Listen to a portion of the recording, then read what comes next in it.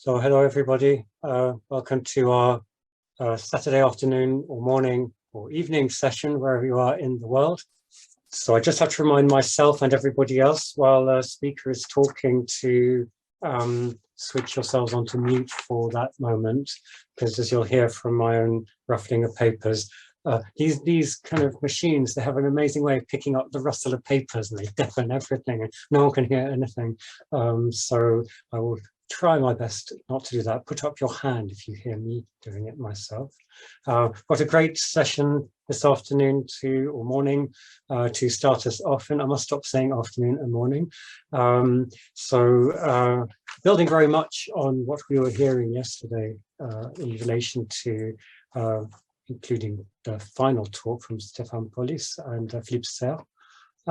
So today we're looking under the rubric of innovation and writing practice part at the figurative writing and part at what has been called variably incomplete or mutilated hieroglyphs, and we'll come back to those terminologies, I'm sure, in the discussion. As in the other sessions, we'll be going straight through all 4 talks in a row, so then we'll have chance for questions across the 4 talks afterwards. So without any further ado, I'd like to introduce our first speaker, who's Federica Pancin, who is studying for her PhD at Sapienza in Rome, and her BA and MA and postgraduate degrees. She was studying at Ca' Foscari University in Venice, and she's also working as an archaeologist for the Italian Archaeological Mission at Jebel Barkal in Sudan. So that is quite a different world to her research project, dealing with figurative writing in the time of the Emperor Domitian. And at this point, Federica, I'd like to hand over to you. Thank you. Good afternoon or good morning, everyone, depending on where you are in the world. Before I start, I would like to express my deepest gratitude to Professors Lucarelli, Quirke, and Rashwan for letting me present this paper today. And I would also like to congratulate them and their collaborators for the perfect organization of the event.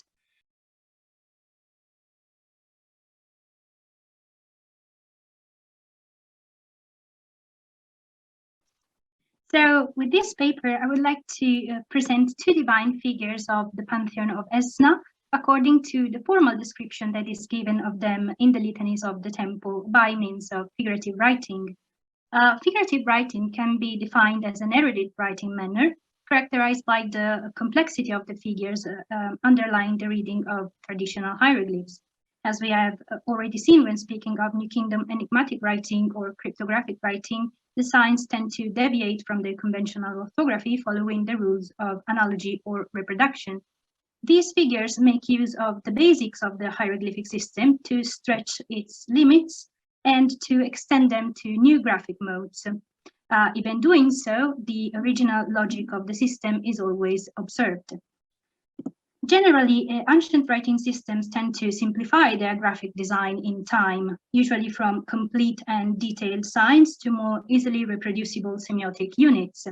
This happens for a requisite of economy, which is a property especially of, but let's say not limited to, the alphabetic writings, or it can happen for a need for better efficiency, which is expected from a writing system, of course.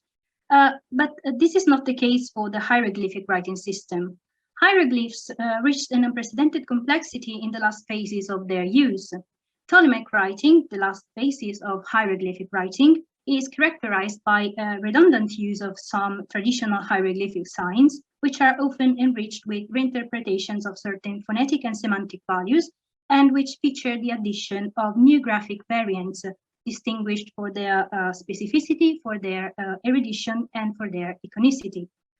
During Greco-Roman times, hierogrammates pursued a more thorough exploration of the potential of writing.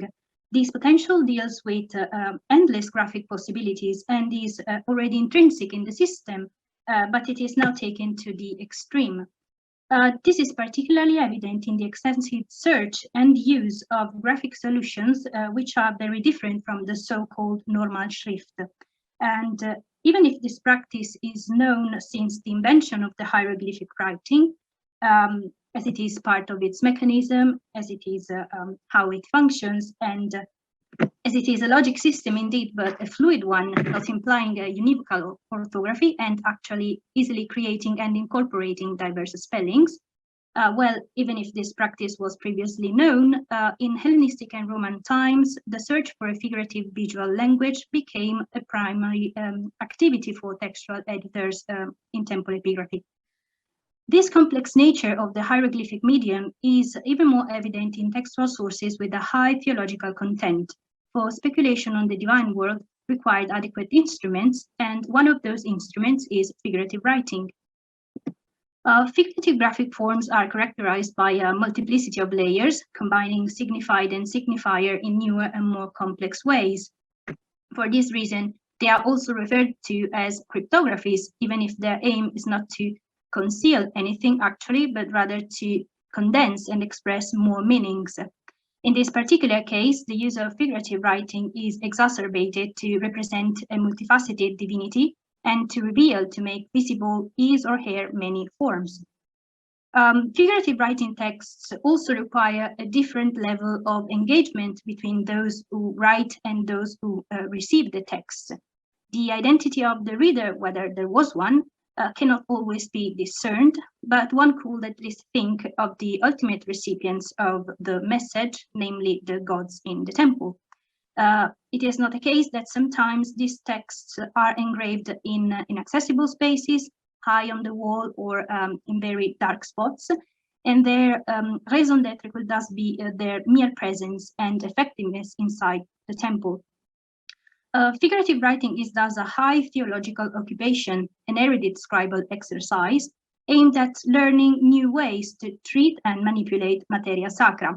And by unfolding the mysteries hidden in the relationship between words, especially their visual essence and reality, it is also aimed at improving one's knowledge of the world. The litanies in the Temple of Hum and Neit at Esna are considered paradigmatic for the use of figurative writing. These texts were composed for 7 major deities of the nome of Esna, and were engraved on the columns of the pronaos of the temple during the principates of Domitian and Trajan. They are dedicated to Neit, Osiris, and Isis on the northern side of the pronaos, and to Hnum and his triad, including Menhit and Nebtu, and also Heka on the southern half of the hypostyle. Menhit and Nebtu embody 2 aspects of one goddess, the consort of Hnum, and that is why this anomalous triad is made of 4 entities, with Heka being the sun god. Hence, we have 4 litanies on the southern columns, not 3 as we would expect for symmetry with the northern part. These texts aimed at praising the gods in their multiple aspects, in their multiple forms, and in their many epithets, and thus needed to be extremely exhaustive and complete in their content. On the other hand, a litany is characterized by its overall simplicity and conciseness, for it has a strong oral and performative nature, and there's also a repetitive component in it. So to achieve the level of completeness of information and of description required by the ritual, it has to rely on a different source for synthesis, and that source is provided by the malleability of the hieroglyphic script. The light structure of the litany is made of the title of the ritual, specifying the nature of the offering and the identity of the recipient of this offering. Then there's the recitation formula with some epithets of the deity and with the name of the pharaoh. In this case, it's Trajan. This is the structure of the litany of Nebtu, and it's Trajan also for Menhit. And then there are the invocations to all the forms of the deity, 95 for Nebtu and 69 for Menhit. And lastly, the closing formula to ensure the beneficial effect of the ritual. I chose the case study of the theonyms of the goddesses Menhit and Nebtu to show how far manipulation can be brought to invent new articulate and original forms, and how the accurate selection of the signs composing some divine names can convey further meanings to the invocations, alluding to different divine aspects, to different functions, and to the distinct roles of each divinity. Of the 69 theonyms of Menhit, 45 are written with the cryptogram. They are elaborated on the basis of two fixed phonetic groups, with or without a thematic double yod, as you can see. And the classifier, when present, is that of a seated lion-headed goddess with solar disk and ureus on top of her head. The theonyms of Neptune show the same level of variations. There are 58 cryptograms in the 95 invocations. They fluctuate between the groups Nebu and Nebu'u with two vowels. And even if the name of the goddess is made of two words, Nebet-U, literally the lady of the cultivated land, it is always treated as a single syntagma, with the feminine ending placed after all the phonetic elements. As for Menhit, the classifier doesn't change and has the form of a seated Athoric figure, as you can see in the bottom example. As you can see, the reading is not always so challenging when the consonantal principle is applied, like in these examples. The litanies make great use of alphabetism, and that is the key to read even more complex theonyms. And I'm finally getting to some instances. The graphic of theonym number 12 of Menhit writes the group Men with a double hieroglyph for the pupil. The reference to the body part of the eye is not casual for Menhit, who embodies the raging solar eye of the Mitim. But the reading is also connected with the content of the utterance, which relates the figure of Menhit to that of Neith. A mythological account, which is Esna 104, and possibly dates to the Principate of the Mission. This mythological account states that Neith decides to stay Men with the creator god, coiling on his forehead, so taking on the role of the eye, and getting ready to cut, the verb is menech, the heads of his enemies, and thus she becomes Menhit. So there is a juxtaposition of the two goddesses in this episode. Like Neith, Menhit comes from Sais and is originally a Delta Cobra goddess. As Solar Eye, she is connected with Sekhmet, of course, and for this reason, theonym number 32 plays with lion-shaped signs.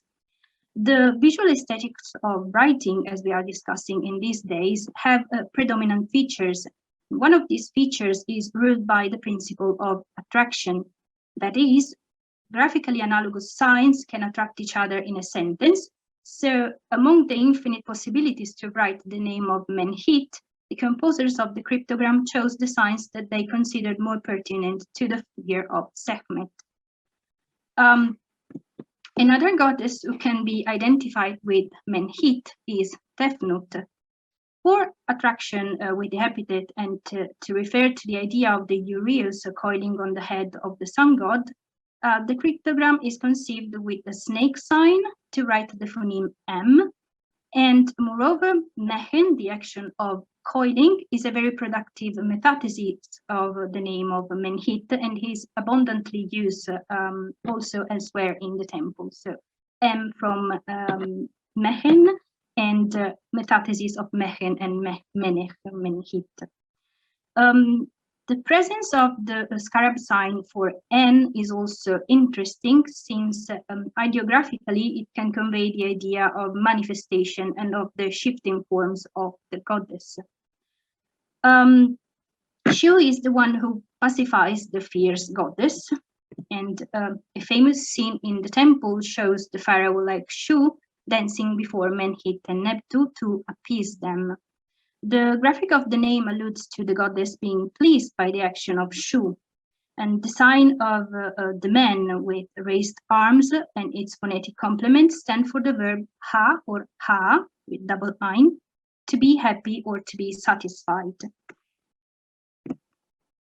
In the litany, both Menhit's aggressive characters and intrinsic regenerative potentials are described.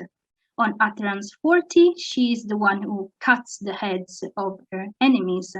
The consonants are written with the ideogram for Menech, with the Nech sign, alluding to her protective nature, and with the legs, allowing her to be very dynamic while completing the action. She can be beneficial as well, overlapping with Neptu as a personification of the flood.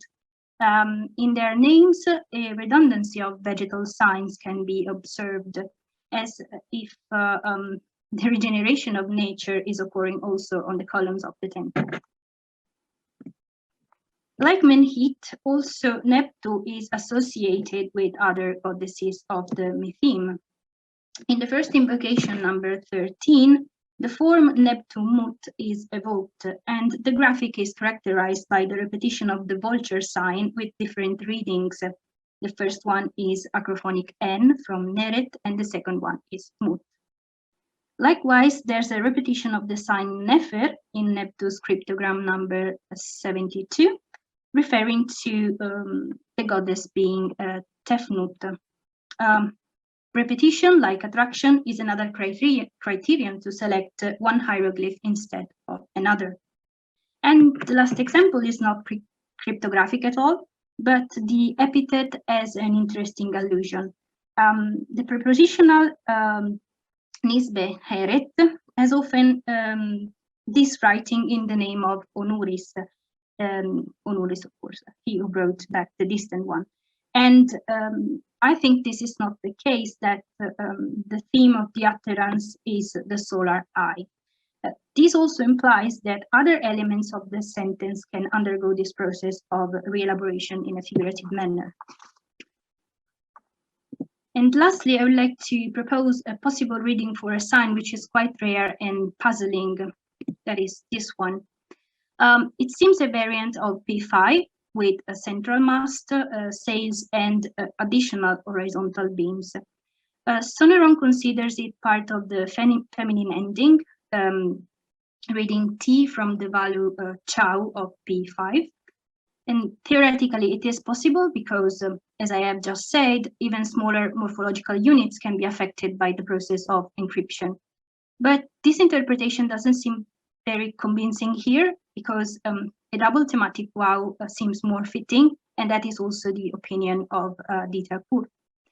He derives the U sound from an onomatopoeic verb, ufa, which means to huff, to sigh, and thus maintaining the semantic affinity with the field of air recalled by P5.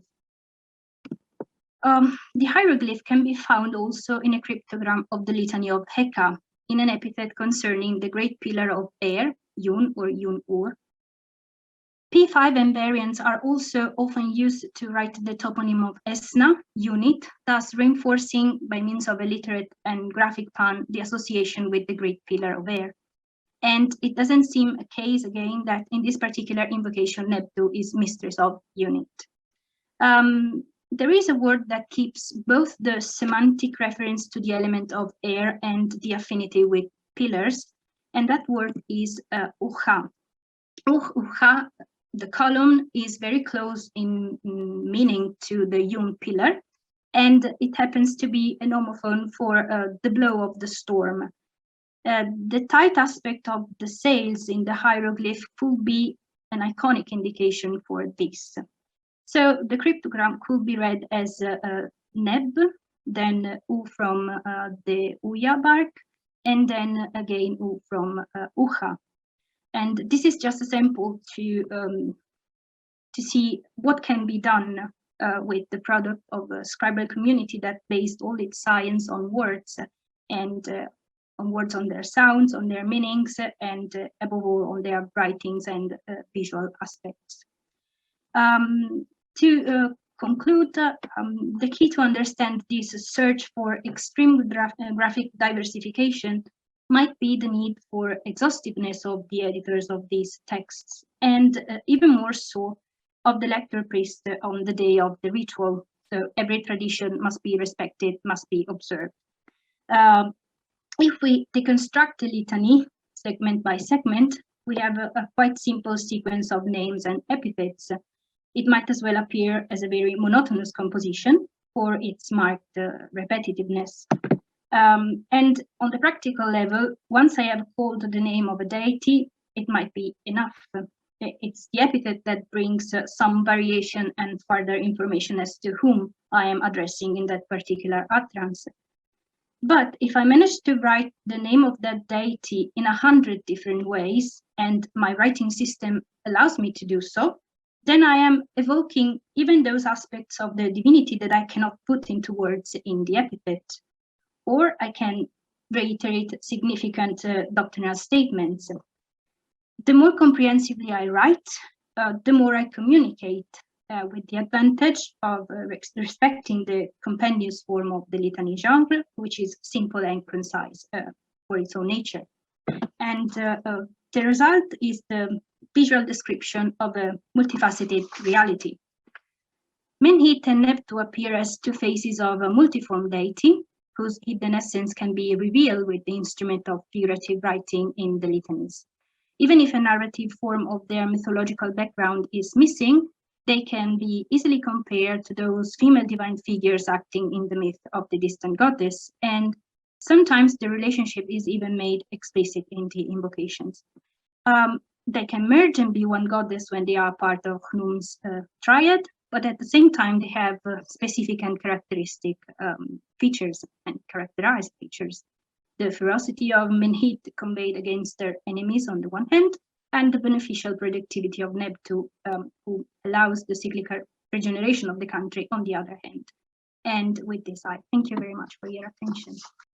Thank you so much, Federica. That was a wonderful reminder, both of the just the extent of this change, as you say, that runs against the history of script, as it's often related, but also that pragmatic combination of the this kind of semantic work, this combination of both the ritualist and the theology with the practice of ritual itself. I think lots of things for us to think about and bring into discussion. As always, we won't have the questions now. We'll save those for after the next 3 of the sessions that we had for this session, 3 talks rather. So thank you very much, Federica. And we'll move on directly to the next talk, which is by Francesca Iannarilli and Angelo Colonna.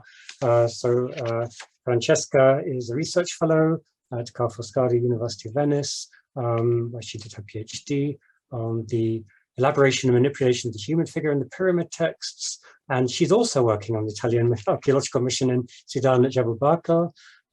Angelo is a research fellow in Egyptology at the Sapienza University of Rome, where he completed his PhD in 2014 and is currently working on that wonderful European Research Council project of the Archaeological Atlas of Coptic Literature. So it's nice to remember, and perhaps we should comment on this towards the end, of the inclusion within the world of Egyptian scripts and their formation, the Coptic. Today, we're going to be focusing rather on dances with kings. So it was great to have had that image of shoe dancing in the temple at Esna. Dances with Kings movement and dance-related lexemes in the pyramid text. I hand over to you, Francesca and Angelo.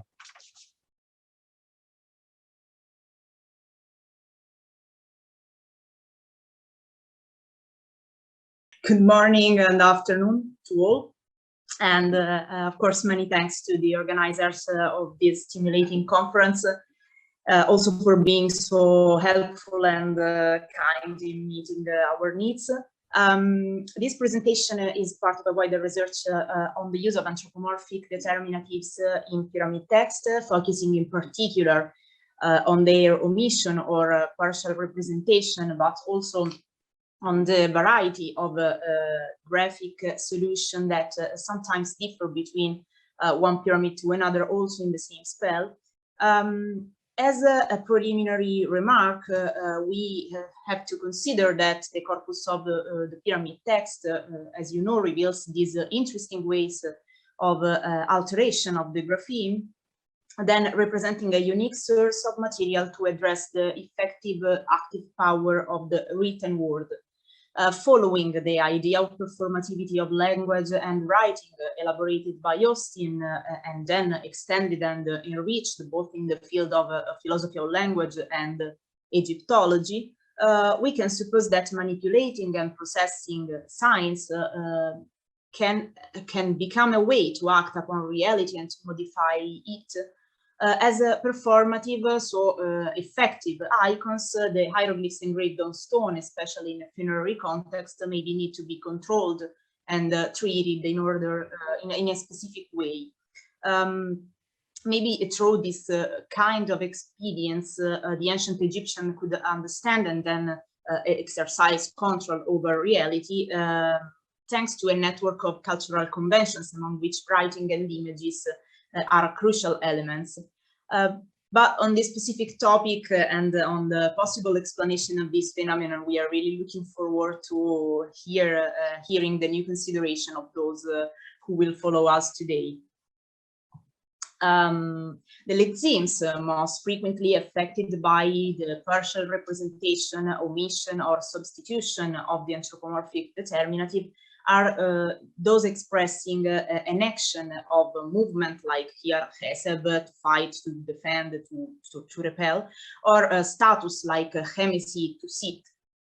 We might think that the omission or substitution of determinatives can make the identification of the lexeme more complex, and in some cases this may be true.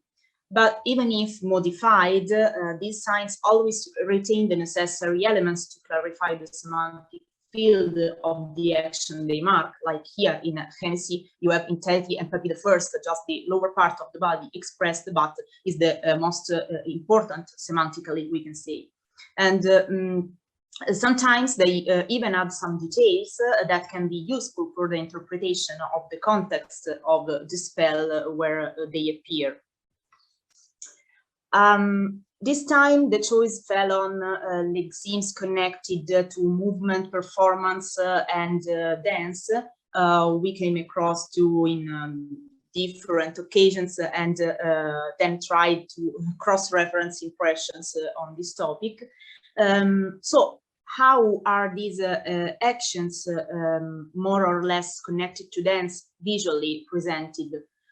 Unfortunately, it is a fact that most of the attestation of verbs possibly related to this movement, dance, performing, included in pyramid text, do not give us much visual information due to the absence of determinatives. So not all these lexemes here collected in the table will be presented for this very reason, but some selected cases can still stimulate our imagination. Quite noteworthy in a visual perspective is this passage from the spell 419, where we read Abe Hech enek awi, Ru enek redui, Jam enek jerut. So arms will move for you, feet will dance or drum for you, hands will wave for you. The first action, Abeheh, can be a case of graphical transposition from the root hebi, move, dance, but even more interesting are the two following verbs, ru and jam. Jam is often connected with hands and arms. Sorry. Okay, sorry. As in this case, okay.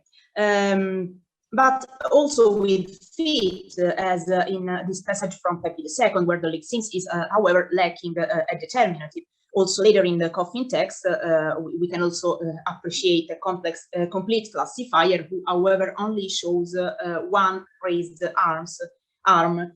So in our passage in Pir 743, this classifier with two raised arms maybe emphasize the movement of hands.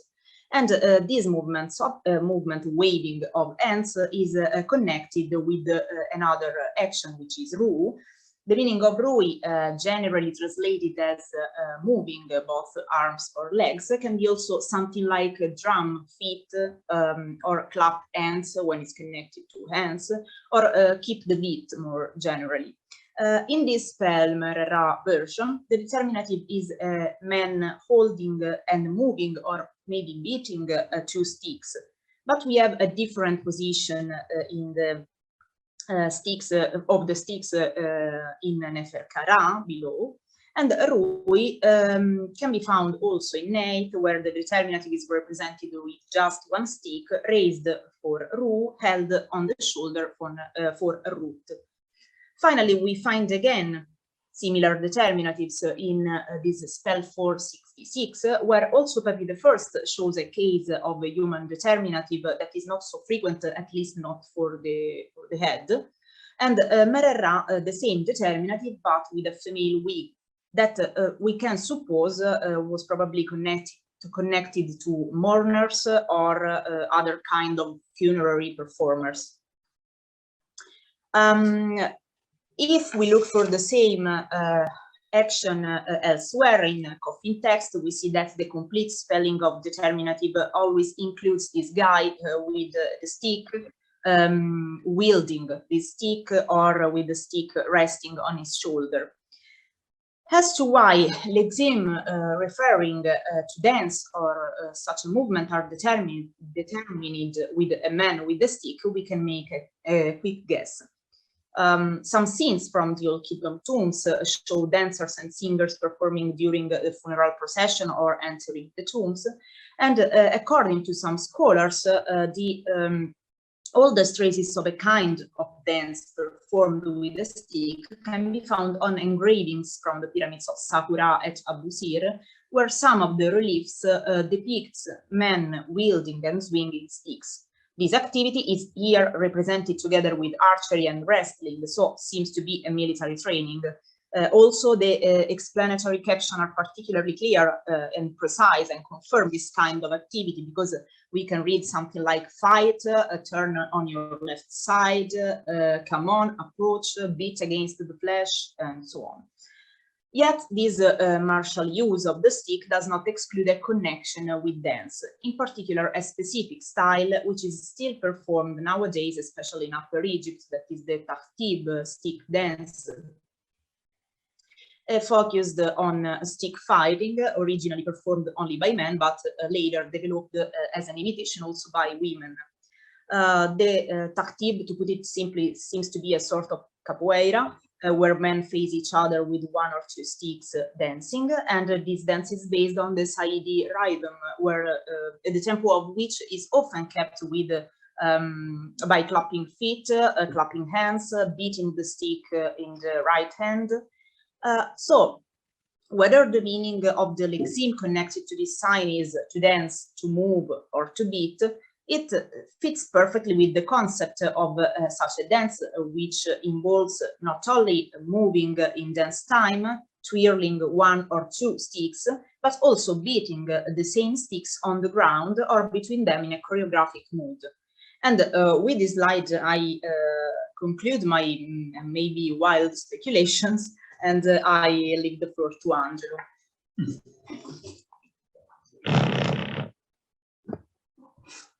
Okay, sorry. Hello, everybody. And first of all, I would like to join Francesca, Federica, and the other colleagues in congratulating the organizer and appreciating their wonderful organization of this 3 days conference. And now, returning to the focus of our presentation, I will briefly discuss 3 more terms related to the sphere of dance and dancing movement. The first one of these words is the word iba, which is usually rendered as dancing, and it is attested in 2 different formulas. PT 517 and PT 667. The first one identifies the king as a pygmy of the gods' dance, while the second one do mention these urshu or watchers who are said to dance for you, that is for the dead king. Okay. Now, looking for a visual encoding of particular aspects or notions linked to this term, in the first case, we are forced to look at the stated actor of the dance rather than the action itself, which here lacks any particular active marker. In the 2 attestations, in particular of Merrai, Pepi and Pepi II, the special identity of the dancer is emphasized by the display the display determinatives, the partial figure of a dwarf and the standard divine classifier of the falcon on the pole. Both of which, on the one hand, connect the performance to an individual character of possibly exotic origin. I do understand the term as a pygmy, Deneg as a pygmy, and on the other hand, they project this performance into a royal cosmic domain. Now, while the role of dwarfs in festival dances and celebration, and especially their participation in the Iba dance, is well acknowledged, and Ludwig Mohrens has already remarked the possibility of an early cryptographic composition of the word on a Maysa from Hierakonpolis, it is here interesting to note the particular appreciation expressed by Pepi II for this theme, as it results also from the much celebrated passage of Arcuf biography, as well as from the alabaster statuette shown here, which depicts the king as a child, but possibly includes some bass or dwarf-like features.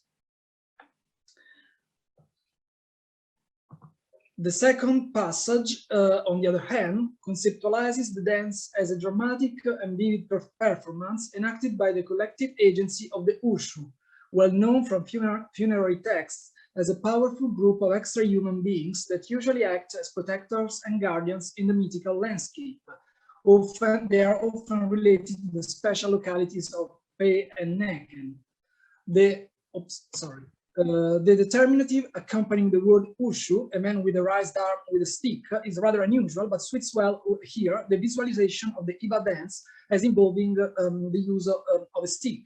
This association is not very common, Iba often lacking an active classifier or being marked by the standard A32 sign, the dancing man as in the coffin text, but it is here consistent with some Old Kingdom attestations like those shown on the lower part of the slides, where we find the same determinative, and it seems also to imply here a distinctive association with the idea of a rhythmic movement, as already suggested by Francesca. A second word, iki, appears only in PT 337, which describe two groups of cows as embracing, weeping, lamenting, and mourning Osiris, with a remarkable combination of funerary terms. The same formula also contains reference to a third word, chai, which appears in several passages as being marked by a distinctive sign of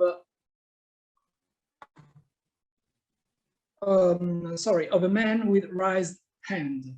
So you see here PT 419 and here PT 690 with two attestations. A possibly significant exception to this pattern can be appreciated in PT 690 Pier 21 12a.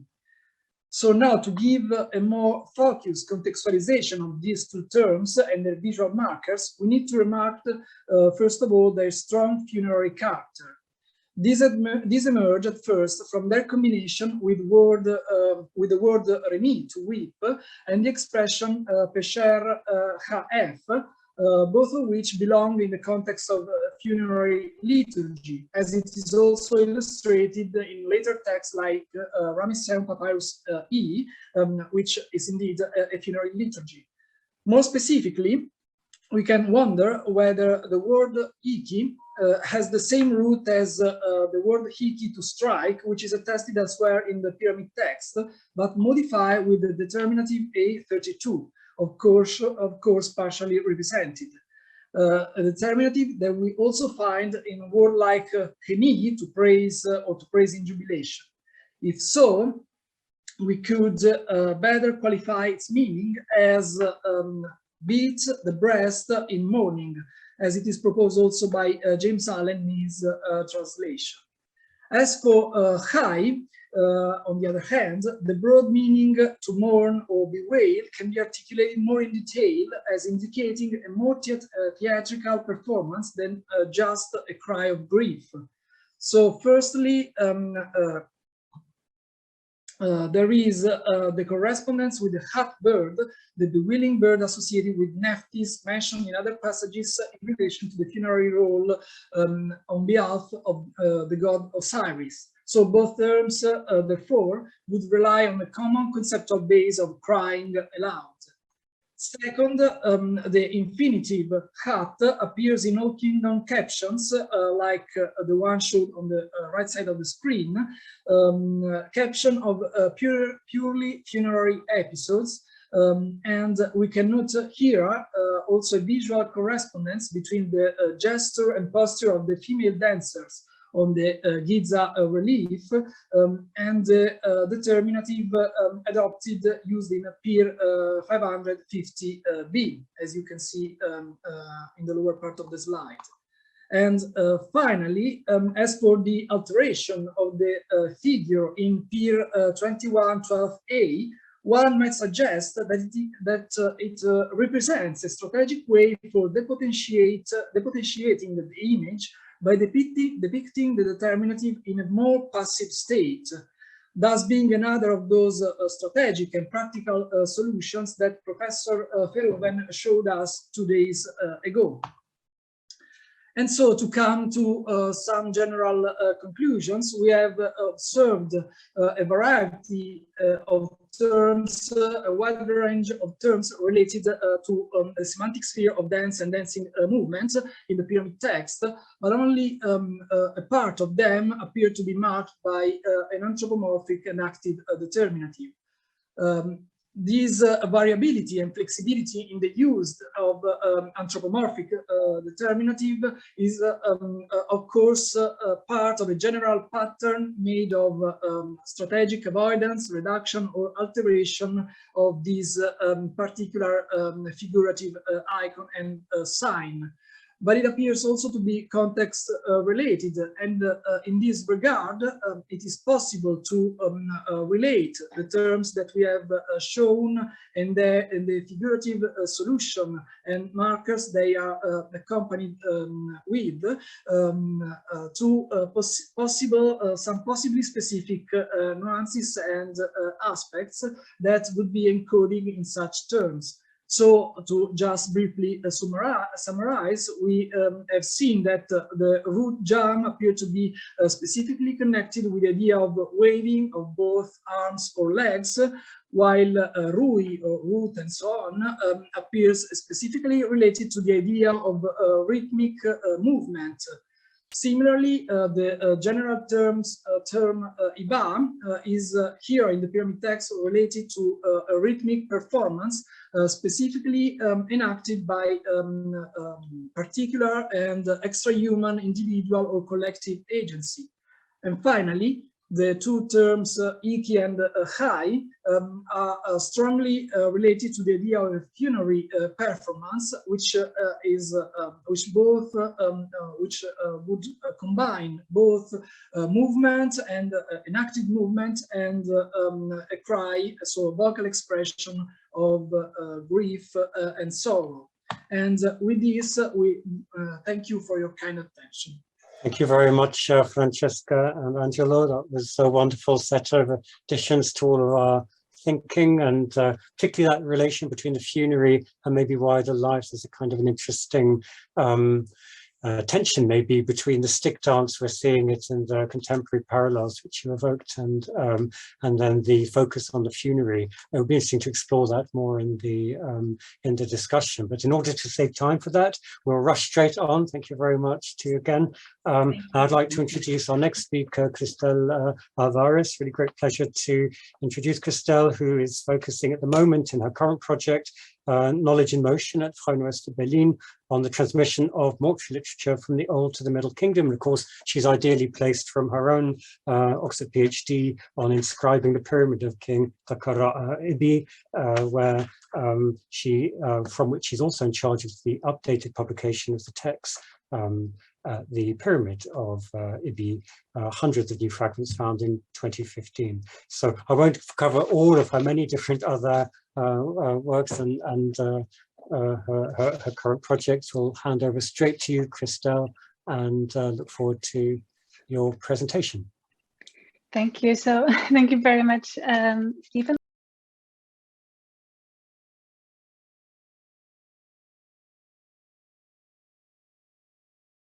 Okay, so thank you again, everyone. Thanks, Hany and Rita as well, and everybody involved in the conference for putting this really exciting conference together.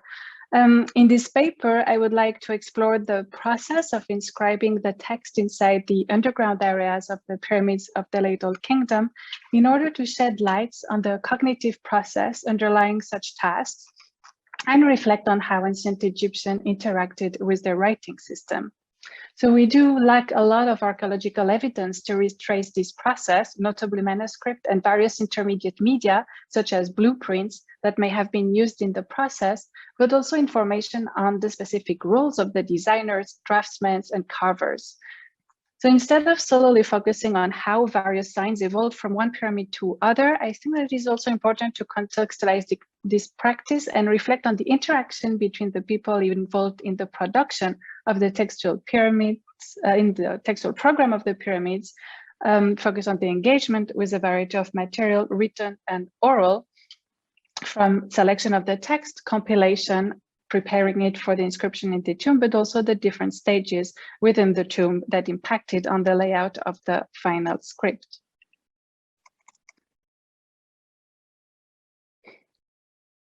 There are several studies that account for this practice of modifying the script in underground areas and the way it evolved. I won't go too much into detail since it is the topic of the following presentation of Rune and Jord, but I would like to point to two main ideas linked to the practice that has been proposed in various studies. One suggesting that a fear of representing signs account for the change in signs modification, a fear first only towards representation of human and then animals as well. And another one positing that these differences hint at the changes of ancient Egyptian categorization of the world, especially investigated by Shalomi-Hen, Bo, or Linke. Both these different views consider the development of the practice as reflecting an evolving system of beliefs. And to a certain extent, this can also be problematic since it doesn't account for many divergences within one pyramid that doesn't consider the agency of the designer or the draftsman in this process.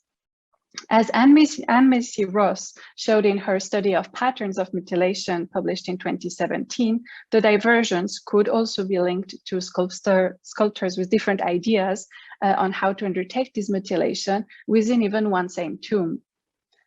Another important question is also how much of this would have been undertaken on the spot. And there are several examples that show omission and correction after being carved in all the different pyramids. And that would imply also that the process of undertaking signs were undertaken while also sketching the text on the walls. And this is particularly illustrative in some odd-looking cartouches in the pyramid of Ibi. These two fragments and one section of the wall show the cartouche with an additional space, which would correspond to the lower part of the body. It seems that the cartouche would have been first incised completely, including the full representation of the anthropomorphic signs for Ka here, before carving each sign. The mistake would have been noticed later, and the surface of the wall would have been scratched to remove the unwanted lower part of the body. Another example in the pyramid of Ibi shows a text that has been miscopied and occurs once in order and once in disorder. This is interesting since it means that the same section of text occurs twice and presumably derives from the same model. The section framed on the left side in yellow shows the section inscribed in order, while the following one is the same but written backwards. And the image on the right of this slide is a reconstruction, a hypothetical model of the process of copying this particular spell, which implied the copy of a retrograde model first in order and then backwards, as you can see with the order of the arrow at the top. What is interesting is that the writing of certain words and their determinatives diverge between the two sections. For instance, where pen and nebethut are both inscribed without determinative in the first section and with determinative, the truncated God sign on the part that is copied backwards. Although not every instance are preserved here, so that we cannot compare every single determinatives of God in both sections, it seems that the occurrence of the determinative is a little bit more systematic in the second version, where it follows the name of the God. This passage shows that in the copy of a text supposedly deriving from the same original, the two versions are not identical. Occurrences of different determinatives after names of gods also varies between the walls of the burial chamber or within one same wall. You can see here the Falconon standard or the truncated seated god, only leaving the upper part of the body. These inconsistencies in the pyramid of EB show that although there was a general convention that was applied to the adaptation of the text, where only anthropomorphic signs were truncated, the practice was not systematic. The modification of the signs seemed to derive from different factors, including the presence of certain signs on consulted manuscript, perhaps, the generic convention within one pyramid, but also on the individual choice of the draftsmen and practical concerns. One important part of the inscription of the text in pyramids was the change of the script itself. One can imagine copying process from manuscript to intermediate copies inscribed in different degrees of hieratic and cursive style, and the transformation to full hieroglyphic sign in the final format. You can see here on this slide different types of cursive and hieratic sign for the owl, and then 3 different rendering of the sign in the pyramid of PP1. The first only displaying the layout, the outline, a little bit more detail in the second version, and a full detailed version of the sign in the last one. So within the same pyramid, there were different degrees of involvement in which signs. As has already been pointed out in several studies, several mistakes in the pyramid text seem to derive from manuscript inscribed in hieratic, where similar signs would have been misread, especially long, tall signs, long, narrow signs. In addition to this different transformation of the script, an additional modification consisted in the modification of the sign by either truncation, omission, substitution, disjointment, etc. Some traces on the wall of the pyramid of Merenre, however, can help us approach this process and this shift between different script. We have the chance that in some cases, traces of the sketch have remained visible. Traces on the walls show that this process involved drafting the text first in red ink, then in black ink, and then carving. This is here in the pyramid of Merenre, but the precise procedure may have, of course, also varied between pyramids. One can clearly see the outline of each sign, and that the hieroglyph was in certain cases slightly moved from the initial sketch. On the rightmost column, the sign N is sketched as a line with 2 strokes at the end, while the hieroglyph itself is much more elaborate. There was therefore an important shift between these 2 different steps. On this picture, we actually get a much better sense of the stages of sketching. This is also in the pyramid of Merenre, but is now the stars that cover the ceiling. So here the red ink was used also for the initial sketch and the black ink to fix the sign. And when one look at the red, the drawing of the red and the black, one can see that the black one is much more thorough, clear and regular than the red one that is slightly more centered. Different steps may be encoded in the first and second sketch, as seems to be visible here. In the case of the lion on the left, the sketch seems closer to a hieratic sign where the belly of the lion is not drawn, whereas the line of the back is drawn continuously so that the sign is not disjointed as it is in the final hieroglyphic form. It seems that the disjointed lion was represented in the second step when drawing fully the hieroglyph and cutting it into parts. The contour still remains a little bit visible here. To go back to the sign N that was sketched as a line with 2 strokes on both ends, we can see here the very neat outline in black around the hieroglyph. The sketch for certain anthropomorphic signs is also visible in these photographs. On the left, traces of red ink remain visible of the first sketch, slightly above the hieroglyph. The style is very linear and quite minimalist, with the sign being sketched in just a few strokes, a circle and two curved lines for the arms. The traces of the sketch on the right is also round and very different from the carved sign. We have here really two ways of thinking and inscribing. The sketch in red that seems to reproduce a sign from a cursive model, and the hieroglyph one that is not curved and fluid anymore, but more angular and closer to pictorial representation. It would be possible here to assume that the person in charge of sketching the signs in black ink would have a different skill set from the one in charge of the first sketch. One would focus on transcribing a text from a blueprint to the wall in red ink, focusing on laying out the text, while the other one would arrange and fully draw each sign in black ink. The intellectual and practical process here is therefore very different. One doesn't think about the same aspects when sketching or drawing or carving, and we can see important differences between these different steps. If the process of truncating signs was undertaken during the first sketch, it would mean the following. So the draftman would need to remember to truncate the sign, and in some cases it has been forgotten, but because many layers of drafting followed, and we can imagine different people also correcting, these might have been corrected at different stages. Even in the Pyramid of Funes or Pepi one, a lot of recarving has been undertaken much later during the final process of painting the inscriptions.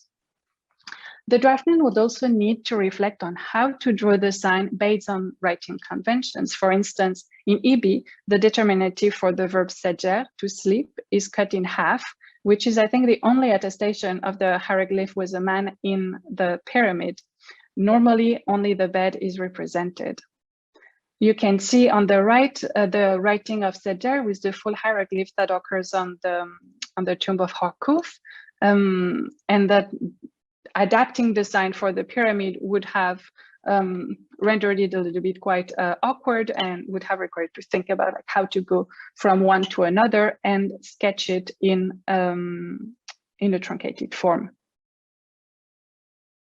In many cases, truncating a sign implies increasing its size to fit a cadra. So this is another aspect that had to be undertaken during the process of inscription. A good example here is the verb hui, where the stick takes the place of the standing man and is also adapted to the size of the cadra. There is an increase of the upper part to fit the width while omitting the lower part of while truncating the human signs.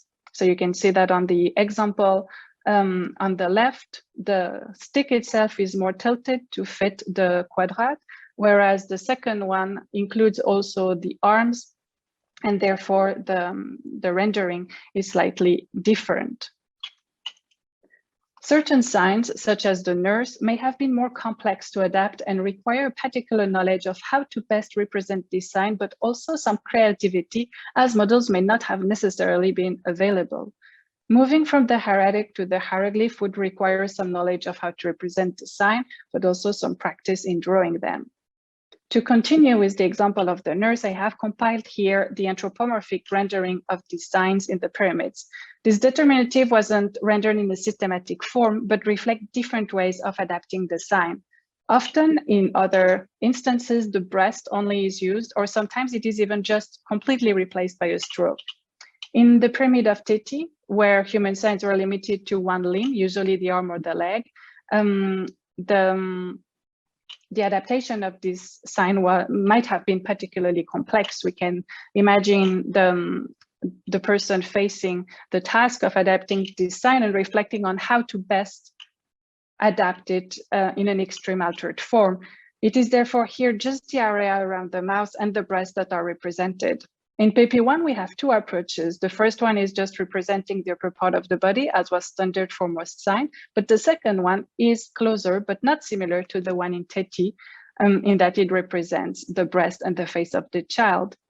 In EB, we have, again, something different where the upper part of the child and the breasts are represented into different directions. Truncating such a complex science could have required the person in charge to reflect on how to best adapt it, and the variety in the different pyramids hints at the flexibility and also creativity in the way these signs could be adapted. Similarly, for the verb penek, to empty, to bail, we see here different approaches to adapt the different determinative of the word. There is no anthropomorphic sign in Wenes. The determinative is completely omitted in Teti, and 3 different ways to express it occur in Pepi, Merenre, and Pepi 2.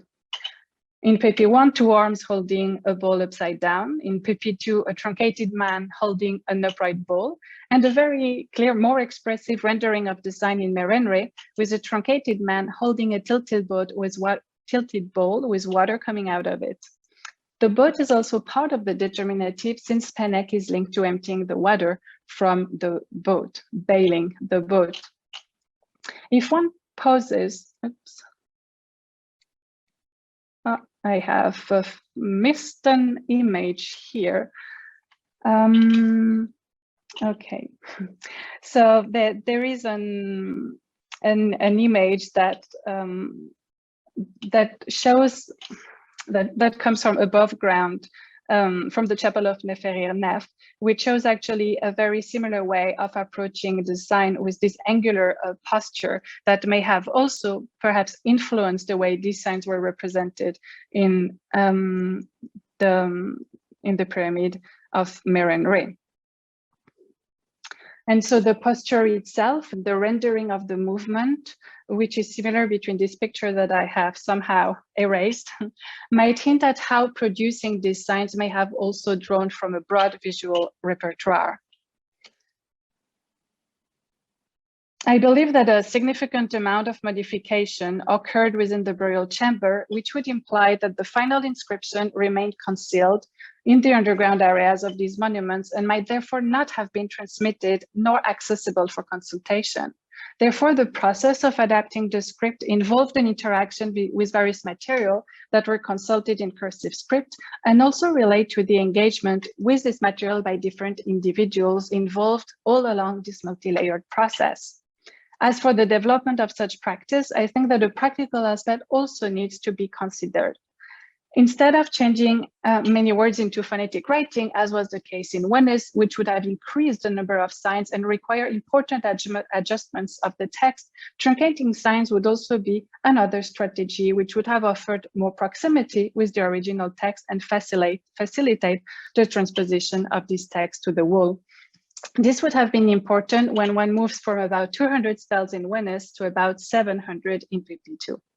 In the case of EB, the lack of time might account for the limited amount of modification and for the strategy of only truncated anthropomorphic signs, rather than deriving solely from writing convention associated to the 8th dynasty, as suggested by Shalomi Hen in her book in 2006. I do not believe that the feature present in the inscription of EP to the last inscribed pyramid of the late Old Kingdom shows a direct link to the writing practices in Coffin text, but that it is linked to a negotiation between practical parameters and different levels of involvement and care in editing and copying and transposing the text to the wall. The relationship between the writing in manuscript and the inscription in EB might therefore be much more closer than in earlier pyramids, which also took more time and several layers, even recarving complete section of the walls to adapt certain signs. This was not a possibility in the pyramid of Phoebe. And now that the facsimile and the photograph of this text becomes available with the work of the MAFS, which is currently actually producing a full photograph coverage of the text in the pyramid of PP2, we can also hope to learn more about these practices and have access to photographs directly to investigate further these hieroglyphic signs. Thank you. Thank you very much, Christelle. That was a really wonderful also set of data with thoughts. So we have plenty of evidence and specific examples. Really wonderful to see the drawings and the drafting stages so clearly, real food for thought. So I'm sure that will again come to life in our discussion. And again, for the moment, we'll rush straight on to Runa Nieuwoord to finish this session. Runa is going to be talking to us on mutilated and left for dead, revisiting the ancient Egyptian use of incomplete hieroglyphs of living beings. I don't think Runa needs very much introduction, as his book on images is only just recently out now, seeing perfection, and of course starting with Breathing Flesh, which helped many people like myself to begin to get a handle on cognitive linguistics, and also the way that we can use other methods to understand such complex corpora as the coffin text, which had been left fairly incomprehensible and undigested in previous translations. So I'd like to hand over straight away to Runa to present his talk now.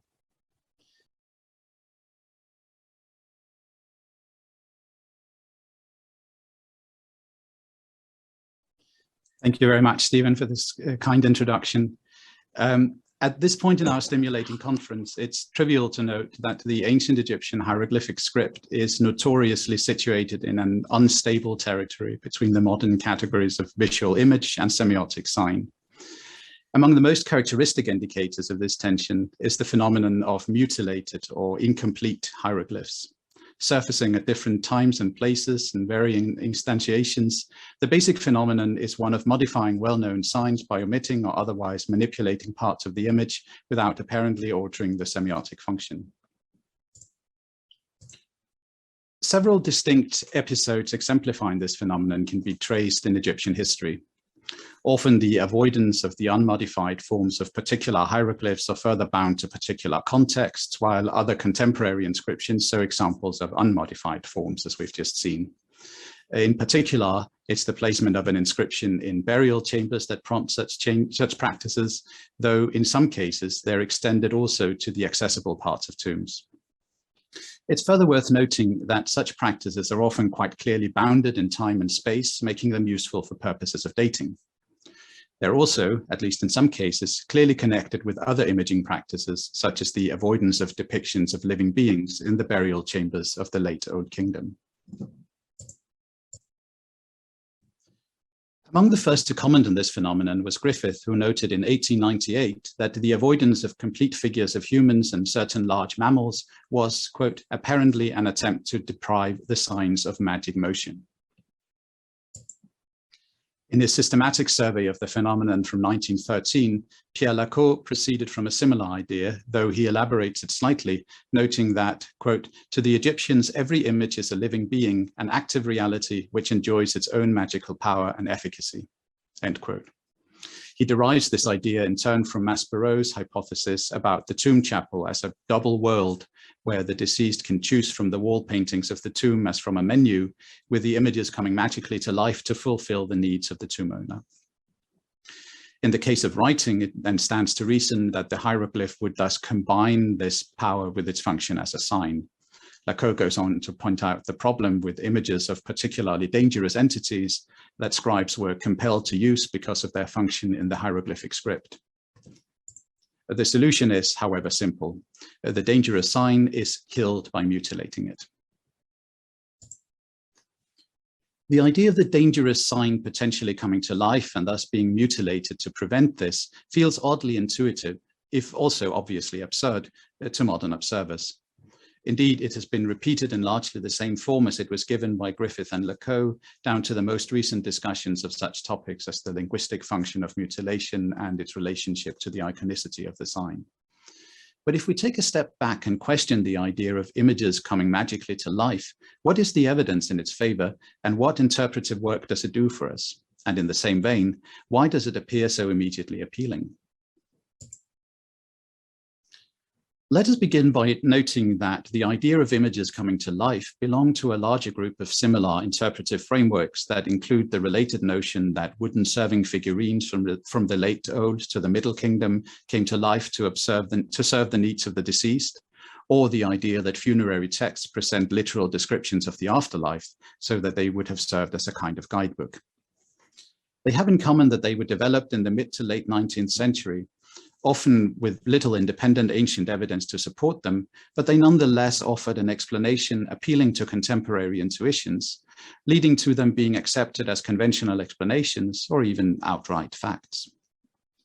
Precisely for the reason that they rest more on intuitions than on actual evidence, they turn out to be remarkably difficult to criticize because the usual approach of countering the underlying arguments and interpretations of the evidence cannot be employed. I would like to suggest that problems with such frameworks can nonetheless be shown by taking a combination of more indirect approaches. The first point is important, even though it will only take us so far, namely the lack of evidence. Strictly speaking, there is a large logical jump from the epigraphic phenomenon of rendering certain hieroglyphs in an incomplete version in certain times and places to a wholesale acceptance of the idea that any and all Egyptian images were thought capable of coming to life. As we'll see later, there are a number of other possible interpretations of the underlying image ontology, including interpretations better aligned with our knowledge about Egyptian experiences and conceptions of images. As with other similar frameworks, the entrenchment of the traditional idea means that simply pointing out that it's not indicated by direct evidence is important, but will hardly in itself be seen as convincing at the current juncture of research history. Another approach would explore the history and internal logic of the idea. Given the lack of direct evidence, why did it hold such intuitive sway in the 19th century, and why has it continued to do so to the present day? To answer this question leads directly to, the answers to this question lead directly to the third point I would like to address, namely the general failure of such frameworks to produce new questions. Because they seem to have explained the phenomenon in question exhaustively, despite having been repeated for over a century, they've tended not to lead to new explorations or understandings.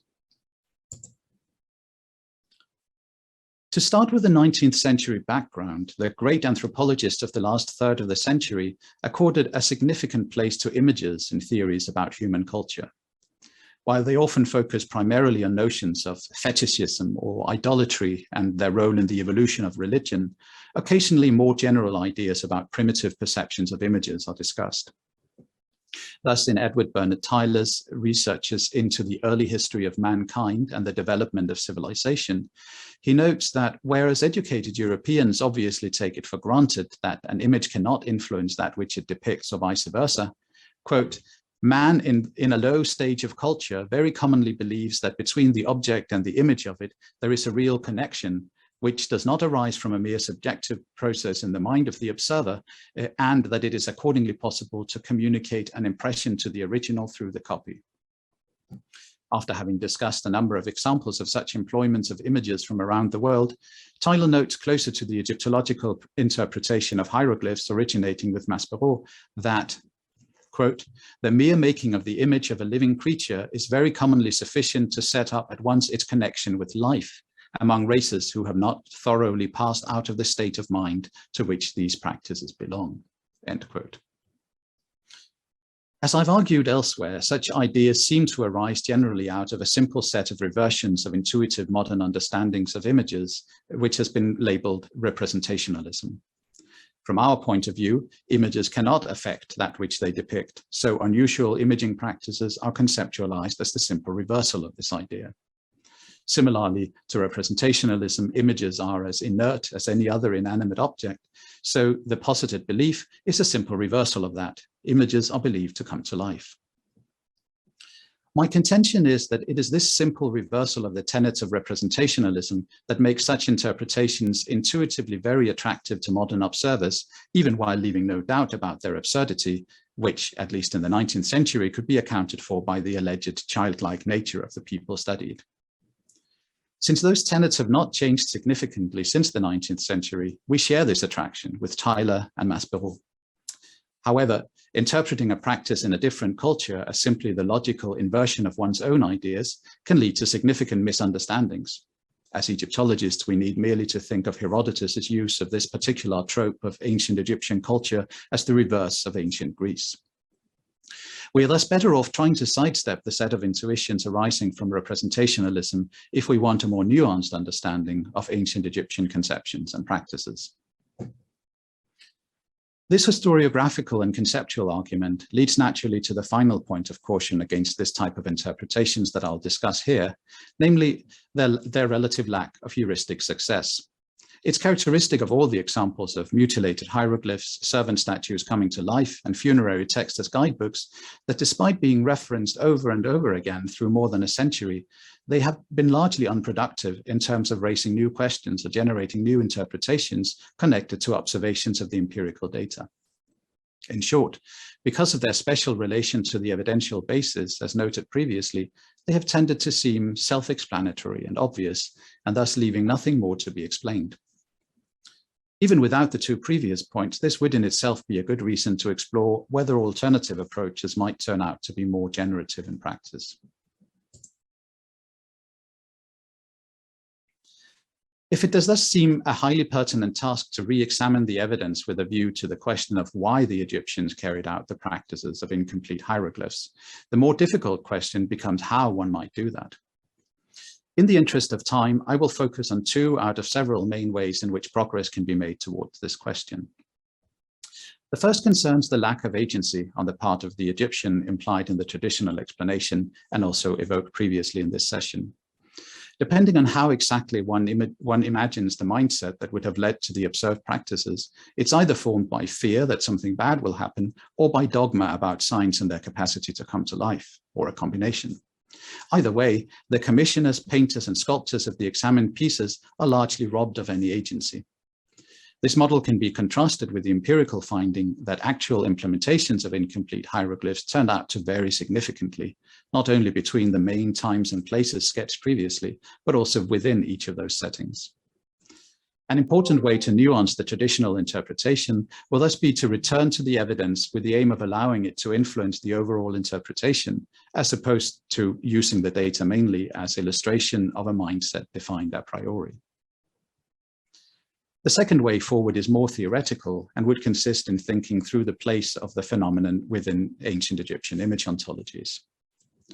While it has often been assumed that the lack of distinction between an image and what it depicts was constitutive of Egyptian thinking, the ontology of images in Egypt turns out to be considerably more nuanced. And in fact, images growing to full size and coming to life would appear to be strictly the domain of tales of wonder, like those of Papyrus Westcar or the Setna cycle, rather than something the Egyptians believed indiscriminately about any image. A full exploration of the distribution of incomplete hieroglyphs in even one of the characteristic periods and places in which the phenomenon occurs clearly falls outside the scope of this paper. Instead, in keeping with a general methodological focus, I would like to point out some general ways in which the empirical data can inform a reinterpretation of the phenomenon of incomplete hieroglyphs. As noted, a useful initial framework for this is offered by a classical set of questions around structure and agency. What choices were possible for individual makers, what choices do not seem to have been made, and what can this distribution tell us about the ancient actors' understanding of the phenomenon? Important aspects of this question are indicated by two different axes. On the one hand, the choice of which signs are modified, and on the other, the range of choices of how such signs are modified. To begin with the range of choices, one can establish a hierarchy of not only the frequency with which particular signs are modified, but also the centrality evidenced by groups of modified sign types in individual monuments. For example, from the late Old Kingdom to the early Middle Kingdom, the horned viper is by far the most frequently modified sign, and many inscriptions show only this sign being modified. However, on closer scrutiny, a number of inscriptions show additional modifications of other signs, which are not always the same. We see here a representative example of the typical inscription with mutilated horned vipers. The sign is systematically rendered in its decapitated form in all its occurrences, while no other signs are modified. However, a number of other approaches are found as well. In this late 6th dynasty Saqqara tomb chamber, not only the horned viper, but also the cobra are shown entirely without heads. Since so far no examples have been identified with just the cobra, not the horned viper, modified, we can understand these two signs in a hierarchical position, so that the first sign to be modified, if any, is the horned viper, while the next step entails a choice which could be the cobra, but could instead be, for example, human figures, as in the case of the roughly contemporary tomb of Idu I at Dendera. A diagram tracking such practices provides a more nuanced sense of exactly which signs were singled out at a given time and place, and which it was regarded as more crucial to include.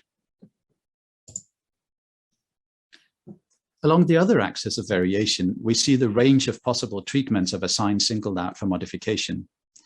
The two stelae of Jari from pre-unification Thebes show almost the entire repertoire available to stela makers of the period.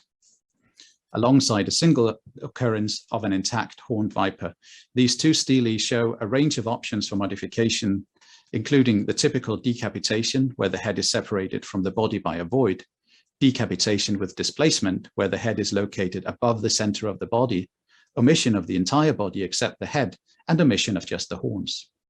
No other signs are modified in this case. Jari stelae are exceptional in the variegated treatment of the horned viper sign, and because of the small sample size, it's difficult to draw final conclusions about the patterns involved. Indeed, we should probably not see this practice in isolation from other epigraphic variations of a single sign in a particular inscription. One consideration that seems highly relevant is that the artisan has clearly taken account of the aesthetic surroundings and opportunities for grouping in making the choice of which modification to use. Thus, where a flat horizontal space was available for the sign, the ordinary decapitated form has almost always been preferred, the single exception being the second line of the stela with a seated couple, where the form without horns has been chosen instead, just possibly for reasons relating to the use of the sign as a phonogram in the middle of a word rather than as a suffix, which is the only other discernible difference setting this case apart. The rest of the exceptional forms, each found only once, all occur in places where the space available is different from the usual flat horizontal shape. Thus, the head without a body is found in a very small space grouped under a T in the second line of the lower stela, where there would hardly have been room for a fuller form. Similarly, the last two instances are found in the narrow and somewhat crammed vertical column in front of the image of the owner on the same stela. The intact form has very little space available, and a decapitated form would have been difficult to recognize, as the body needed to be considerably abbreviated. It would seem that a bodiless solution like that in line 2 would have been possible, but not chosen in this case. The last example differs from the others in having a larger amount of vertical space available at the end of the column, offering the opportunity of combining a rather long body with a decapitated head located above the body. In other words, apart from the potential concern with killing the signs, the practice offered the artisan significant freedom of interpretation and execution, at least partly articulated as a concern with aesthetics and sign grouping. After this survey of the axes of variation in the articulation of the phenomenon, let us briefly address the question of the position of incomplete hieroglyphs within broader Egyptian image ontologies. I have argued elsewhere that the relationship between the image and that which it depicts tends to fall into one of a small set of interrelated categories, which could be labeled images for presentification, alteration, and substitution, respectively. The latter of these is very rare and specific and can probably be disregarded for the present purposes, leaving the main possibilities of images for presentification and alteration. These two possibilities would basically correspond to images either creating a manifestation of the depicted entity on the model of, say, a tomb statue, or being meant to influence, in this case, presumably harm the depicted entity along the lines of, for example, an execration figure. In the period we've mainly been looking at here, where the horned viper is easily the most central being targeted, either of these ideas could in principle make sense, given the likely presence of horned vipers in the edge of the desert where necropolises were typically located, and the various conceptions of this species in ancient and later Egyptian thought, which we do not unfortunately have time to explore today. Such a specific targeting also emphasizes that while they certainly exhibit similar conceptions of the potentials of hieroglyphs, the different instantiations of incomplete hieroglyphs should be studied on their own terms, given the range of different creatures they target. Applying a blanket explanation of the dangerous nature of the depicted beings, whether they are humans, vipers, or waterfowl, is not conducive to a better understanding, and the interpretation tends to get somewhat circular. Still, the phenomenon clearly does raise more general and diachronic issues of the relationship between the body and the hieroglyph, whether we choose to focus on its nature as image or sign, according to our intuitive modern distinction. As archaeologist Benjamin Alberti has noted, objects in the close vicinity of people have the ability of gaining subjectivity through exchange and shared affects. Although this notion is not immediately transferable from South America to ancient Egypt, it seems entirely in line with the relational and relation-eliciting nature of Egyptian imagery, that it is the encounter and blending of the affects of the viper and those of the ancestor that was in need of manipulation. Is no doubt the reopening of a central topic that appeared to have been resolved over 100 years ago, to the point that no further discussion was necessary or even possible. Not only does it become pertinent to reappraise the question of the motivations behind the practice of incomplete hieroglyphs, but it becomes possible to anchor such a rethinking firmly in both an empirical study of the material and wider Egyptian image ontologies. Thank you very much for your attention. Thank you very much, Runa. That was a wonderful expansion out to the widest realms of theory, and I'm sure that will also generate a lot of questions, particularly in relation maybe between the different speakers themselves as well, as we've been covering quite similar areas from the figurative complexities that Federico was showing us through the previous papers on the incomplete hieroglyphs. And perhaps partly as well keeping in mind this question of terminology which came up in the last couple of days as to how far, as soon as we've chosen a term, we are also caught by its own ideology. So if we're going to talk about mutilating or adapting or whatever incomplete, that will also have maybe unintended ramifications on how our debate develops.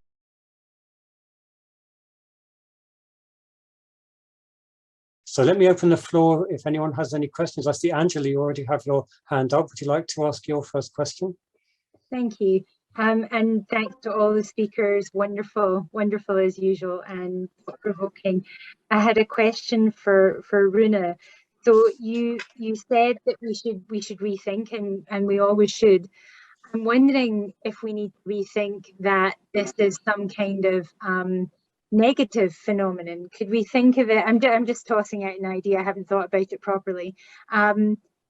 Could it be a way rather than? I mean, I think I've always been influenced by later writings that show the insertion of knives into sort of enemy-like beings, but that's not what we see, right? In the Old Kingdom and the First Intermediate period.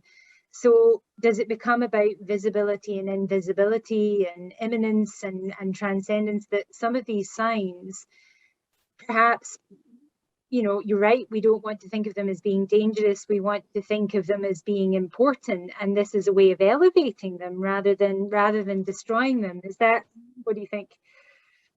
Yeah, I think that's exactly right. I mean, certainly for the instances that are visible, they would in a sense have the opposite effect of actually emphasizing the iconicity of these signs by sort of dragging them out of the realm of semiotics and into the realm of images by being especially sort of emphasized in this way.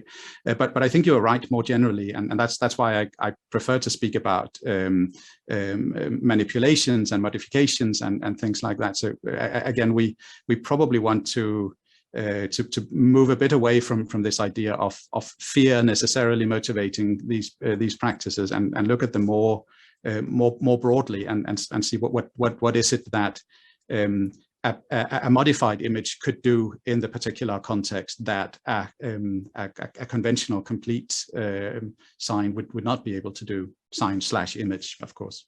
Indeed, and not we need to connect them, but how then would you see signs that do have things like knives inserted? Yeah, again, so that's a tradition of juxtaposing these things that are actually centuries of, if not millennia apart, and from quite different contexts. I would probably need to chart the phenomenon of putting knives in the. I know those illustrative examples that are set up next to the mutilated hieroglyph from earlier periods, but I have a sense that these are from later rituals and quite a different context from the kind of funerary inscriptions we're looking at here. Okay, thank you. It's interesting, though, that they still carry that image quality, and so although the juxtaposition is across time, that will be an interesting thing still to, if you like, worry about. That the image there in that later ritual context does have a a potentiality of its own that has to be quite starkly negated. Joel, you have a question. Oh, hello. Yes, I was wondering if I could ask Crystal Alvarez, when you were describing the difference between the red, quite cursive sketching and the black sort of corrections, what do you think are the chances that it could be one person with two different skill sets who is slipping into a cursive style to get the layout good enough before kind of proceeding to a final version, rather than two different people? Yes, thank you very much for the question first. No, I think that's a very good point. It's certainly also a possibility. We don't, I mean, it's hard to sort of understand how this sort of practice of laying out the material would have been divided between individuals. We know from later period, like I think there was a case study from Maria Müller about some Ramesside tomb that showed that the wall would be divided between several individuals, and she could even recognize the hand of those different signs. In the case of the pyramid, we don't have that much evidence of the traces. They were very thorough at hiding all those initial layers. And I think that it would be possible indeed that the sketch and the hieroglyph would be undertaken by the same person. That's possible, which would be a very qualified and very skillful person as well, since the writing, drawing, carving are very different skill set. And I think that what I particularly wanted to emphasize is that these could actually be dissociated and not necessarily imply the same person to go through all those different layers, since they require a different way of thinking. But one can very well imagine as well that it would have been the same person in certain cases. I imagine that would be possible. For later pyramid, later pyramid like the one of Nate, it seems very clear that the person are different because there are some mistake between the carving and the painting. So those different individuals sort of try to interpret and understand what was on the wall and interpreted it in different ways. So here it's very clear. In the case of Marinry, perhaps not as much with the few evidence that I've investigated so far. But yeah. Thank you. That's fascinating. Tian, you have a question there? I'm going to unmute myself. Yes, I have a question for Rune. Rune, I like your ideas. Always be very critical about the conventional ideas in Egyptology. And I think one of your articles back in 2018 or 19 talk about we take ancient Egyptian afterlife seriously, and you critically talk about how Egyptian afterlife is actually part of a Victorian construct. So you see, the phenomenon you mentioned here is majorly funeral one as well. So how do you relate it to what happened here and the conventional ideas about this mutilated sign with your critique to ancient Egyptian afterlife in our conventional idea in general? Thank you for that question. That's a big one. I think. Well, again, my this is sort of part of the part of it that I had room for here is the more sort of methodological considerations that I think we should at the very least be careful not just to take over those ideas unexamined, and I think they're, as I noted, they're very much part of the same legacy of ideas that I've also discussed more generally in ideas about the afterlife, and that there is a sort of a tradition of a concrete, highly concrete interpretation of what the Egyptians thought the afterlife was like, and in a sense this is similar to that in that.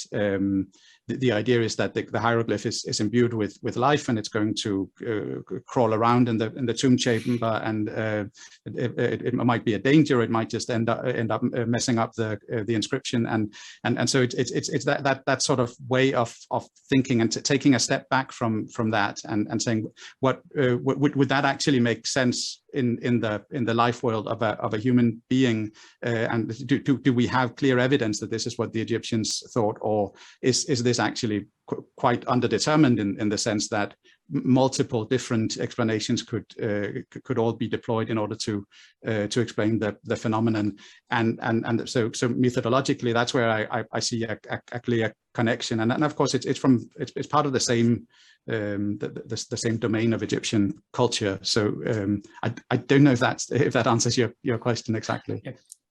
I'm looking for your paper. Thank you so much. Thank you, Zen, and I think Scott has his hand up. Yes, my question is for our first speaker, Federica. I noticed one of the details of your inscription, the one addressed to Neb to Mut, that the first sign of Mut was used phonetically and the second one as a logogram, and I'm wondering, the first one was reversed. And I thought, is that attested widely, and do you think that reverse ligature is essentially drawing attention to its use as phonetically, or if you could just elaborate more on the reverse of that sign and maybe others, I'd appreciate that. Yeah, so it's quite common to have reversed signs in the columns of Esna, and I haven't really recognized a pattern in why they would use this instead of the sense of the reading. So I think I will welcome your insight and check it. If that's... Thank you. Thank you. And Francesca or Angelo, I see your hand is there. Yeah, for Christelle, I just want to ask you, maybe you mentioned it, but I lost something. Can you tell us something more about the different treatments of human signs between rooms in the pyramid of Ibi, especially?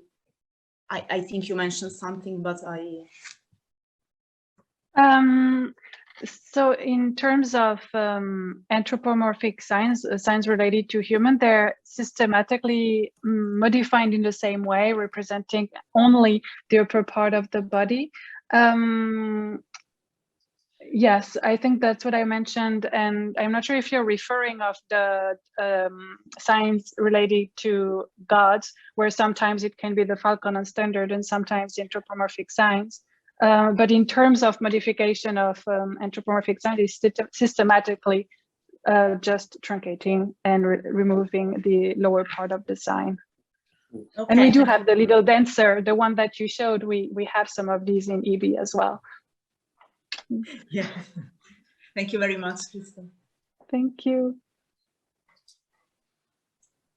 So I think probably as we are already on 22 and we're on quite a tight schedule this afternoon, morning, wherever we are. So I'd like to at that point just thank our speakers for the first session, for these wonderful examples, both of deep thought and very specific examples of the evidence, which we will need to bring together to our final thoughts on this conference. Remember, we are hoping to publish the conference, so it's extremely helpful to have all of these questions as we go through the different sessions. We're all building our ideas as we go along and hear from other people. So we'll take a pause here for 10 minutes, just 10, and reconvene for the second session with Hany at 10:02. Thank you, everybody.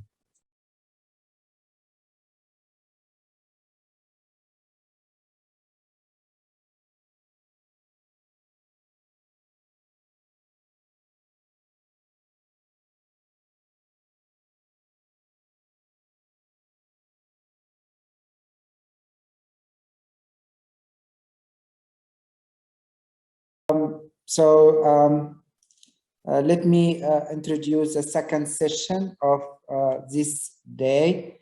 It's another brilliant session, and I'm really happy with the combination of the papers we have in this session as well.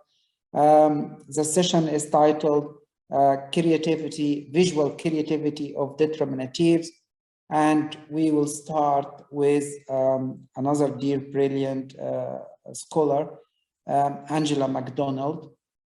Her paper is titled Visualizing Meaning and Reading Organically Towards an Emic Perspective on Determinatives. To introduce briefly Angela, she is a senior lecturer in Egyptology at the University of Glasgow. Her primary area of interest is the ancient Egyptian determinative system, and particularly the ways in which animal signs are used in it.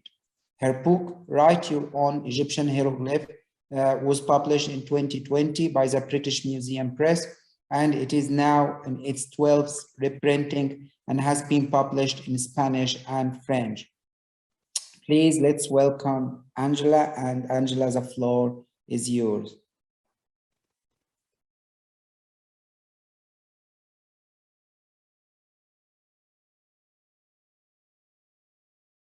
Thank you very much, everyone. I hope you can see my main screen, can you, rather than all my little notes? Excellent. And I'd like to just say thank you to all the organisers for the invitation, and particularly to Hany for his kind words and all the wonderful conversations that we've had over the years. They've meant a lot to me. I'm delighted to share some ideas with you today, but I think I'm going to be very tight for time, so I'll do my best not to slip into thick Scottish as I hurry through. Let's see how we go. Right, I wanted to start with the process that we've all been talking around the last couple of days. So this idea, I'm quoting Chloe Ragazzoli here, that we imagine somebody speaking a word, perhaps, yeah, a speaker, and then we have a writer who produces a hieroglyphic text from that. There we go, whether in hieroglyphs or in hieratic. I think a fascinating part of this process is the reversal that, as Ragazzoli points out, that when the writer communicates his text, it's probably by speaking it. And so we emerge into this world where the clevernesses that are present in the writing, the choices, the agency of the writer in manipulating his text disappears. We imagine that most ancient Egyptians are doing as Seti I is doing here behind Thoth. They're listening to their text rather than looking at them, which causes a problem to those of us who are interested in silent signs that are not detectable by sound. My inspiration over the years comes from a non-Egyptologist. This is Rainer Maria Rilke, who writes beautiful poetry and also seems intrinsically somehow to understand a lot of how I understand hieroglyphs. He says he's so afraid of people's words, and here are two terrifying ones that people clash over these days. This they call dog, that we call house, here the start and there the end. And we find ourselves in this dichotomy. These words, these dangerous words with their long tails of connotations that they trail behind them, tend to put us in one camp or another. And so I want to talk about that a little bit today. So regardless of what term we use for our explorations into hieroglyphs, we tend to believe that there's a bit of a dichotomy going on, which I think we're challenging in this conference, and we should. That there's a phonetic content on one side of a dividing line and semantic on the other. And interestingly, our representation, our short representation of a word, relies just on that phonetic side being represented in transliteration. When we translate, we acknowledge that silent sign, and it might influence the way we translate, but it doesn't appear in our transliteration. And those who have tried over the years to represent these silent signs have encountered significant difficulty. And so about 20 years ago now, the search for a corresponding system began, and classifier languages came to the fore, mainly through the agency of Orley Goldwasser, but many others now, as is evident from this conference. So classifier languages seem to offer an exact parallel for some cases. So we look at Bakeltek or Burmese or whatever it might be, and we see that there are classifiers that very often echo nouns, and then this gives us license perhaps to apply some of the principles to Egyptian and to set out methodological pathways for us. For example, finally we can say the silent sign, we can assign it a name like wood. Okay. Then I have to bring Prince into the discussion. So Prince, not that I was a big Prince fan, but there you go. Prince performed the interesting maneuver of making himself unpronounceable and unsayable because he decided that his name had become overly commercialized, and he came up with this wonderful soundless symbol instead, which I know has elements from the Eye of Horus in it. So there you go. And that was not a popular maneuver because we like to say what we see. We don't just want to see it and be able to pick it apart. We need to be able to say, who is this person? Well, we come up with fudges, like the artist formerly known as Prince, which kind of defeated the point. And I see the same phenomenon now, and it worries me. We're talking about the delicate balance between what we see and what we can say out loud. That's just another way to put all of this. So for example, we take a dog sign, which is often called a dog classifier. We might tabulate its occurrences. We might boil them down using our electronic hieroglyphs so that it all looks nice and neat, and it's very attractive. If we want to see, so we're dispensing with the sign, if we want to see context, then we have new tools at our disposal in the years since I finished my thesis. So the Thesaurus Linguae Egyptiae, hugely useful, but representing things in transliteration. So again, these signs disappear as if, you know, we can get by without them. And for me, I can't. So I endlessly go on hunts for original text, which can be a bit frustrating. Back to this idea, what if we don't look within the realm of other languages? Because I wonder about Egyptian, whether it sits down and behaves quite as nice and neatly as we would have it. So instead, I borrowed Dracula from a colleague of mine in Mesoamerica, Gordon Whitaker, who likes to mention Dracula when he's talking about Aztec hieroglyphs. Here's Dracula on a badge. I can transliterate him into normal characters, Dracula bites, but I'm missing something, right? But I can't really compensate by adding in little glosses to try to capture those non-phonetic elements, because it just looks bad, right? Because they're not meant to be voiced aloud. They're meant to be little quirks of how we see this, not how we say it. And in Egyptian, plenty of examples, and I'll come back to this dangerously. I have this in twice, risking my time limit. We'll see how I do. But we have this wonderful word in Papyrus Anastasi 4. We know the name of the scribe. We've mentioned him already, Inanna.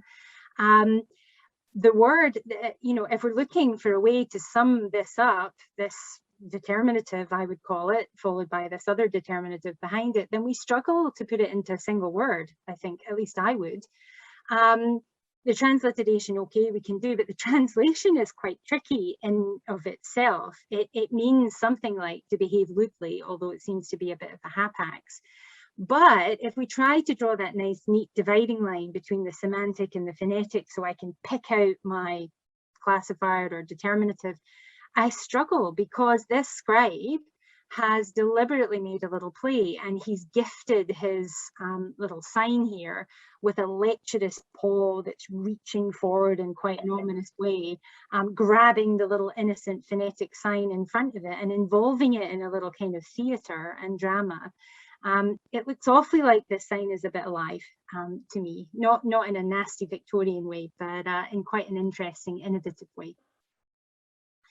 So what I'm looking for in classifier languages, and I've looked at them myself and gotten quite excited by some of the similarities, not identical features that they present, is to spot the differences too. I don't believe that determinatives in Egyptian, the signs that behave that way, can boil down to categories. And even although I see people saying, well, they're not really categories, they do other things, that tends to be what we do with them. We look at that sign and say, ah, it's a category of wooden things.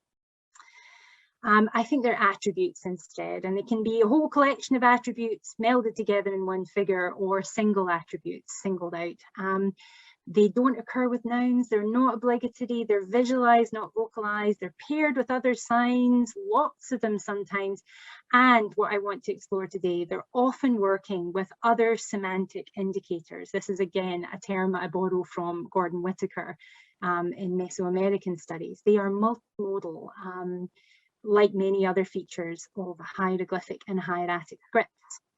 Some examples now, because that's always nice. So we have this dog who pops up in a lot of Egyptological discussions. His name doesn't really have a determinative, so we might say it's a case of zero classification if we wanted to do that. Classification is not the point here, and this is one of the areas that puts up. The communication of meaning is, and the point is that this dog is a little bit of a personality, all droopy over here, and then perked up and enthusiastic over here, probably because of all this food. That's definitely how my dog behaved. And so semantic information is embedded in this, which is a kind of, you could see as a giant determinative or an image or a pictorial representation, however you want to describe it. But it's also in the way that name is rendered. It's also in the positioning of the phonetic sign. So the semantic is in the phonetic arrangement, I think. So one of my main case studies, and something that I've been looking at myself, this inscription of Amenhotep III, where we've talked about signs that can be repeated to create little resonances across texts. Here we get signs deliberately similar, but all involved in this little kind of hieroglyphic drama of subjugating enemies and elevating the king and transforming the king, indeed. So each time an enemy is mentioned here, forgive my scrappy drawings, I had to do them by hand because these don't exist in our repertoire. We can't codify every sign, that's another problem we face. This one's turned backwards. Scott was asking about reversals before. Here we have one. This one's standing up with arms tied. This one's kneeling down with arms tied. This one's standing with a kind of staff, but the word that it's involved in is a little bit ironic because these people are being trampled. And then finally, again, facing in the opposite direction, so reversed and disorientated at the end.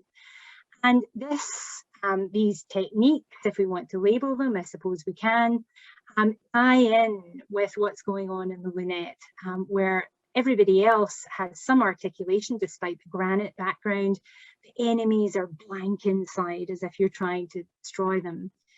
And meanwhile, the king, something else is happening with him. He's got his own little drama unfolding across the text.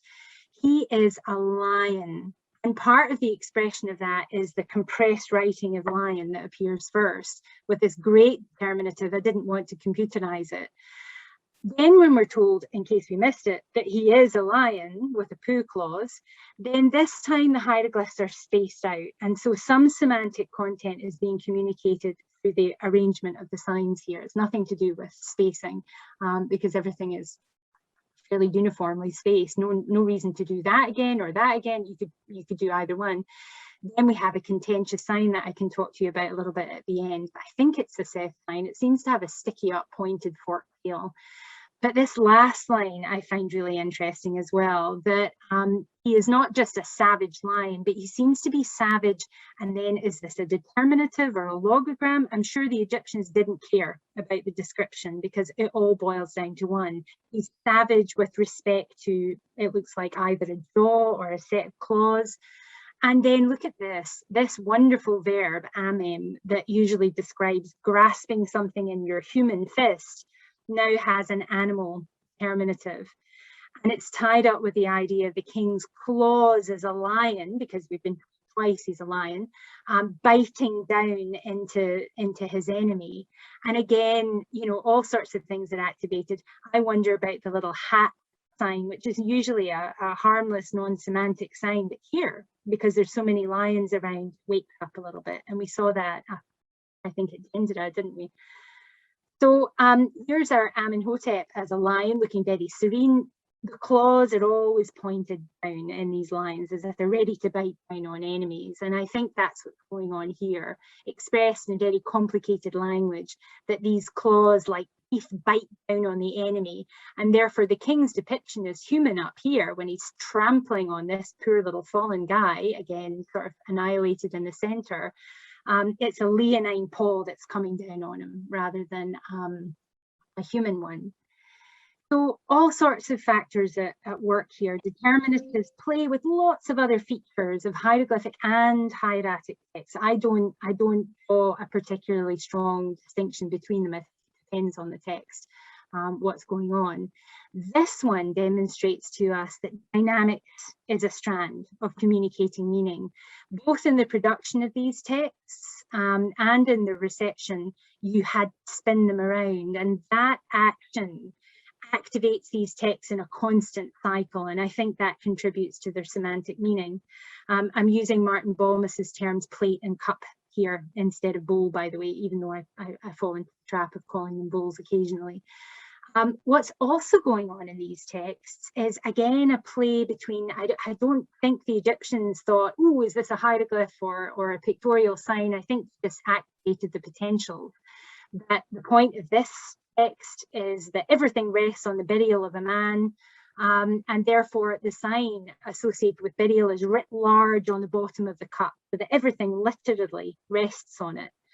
And here, because you want to trap this woman who's addressed here in the middle of her message so she can't escape from it, her hieratic terminative, which is fairly uniconic, is writ large and rendered more highly iconic in the center of the plate.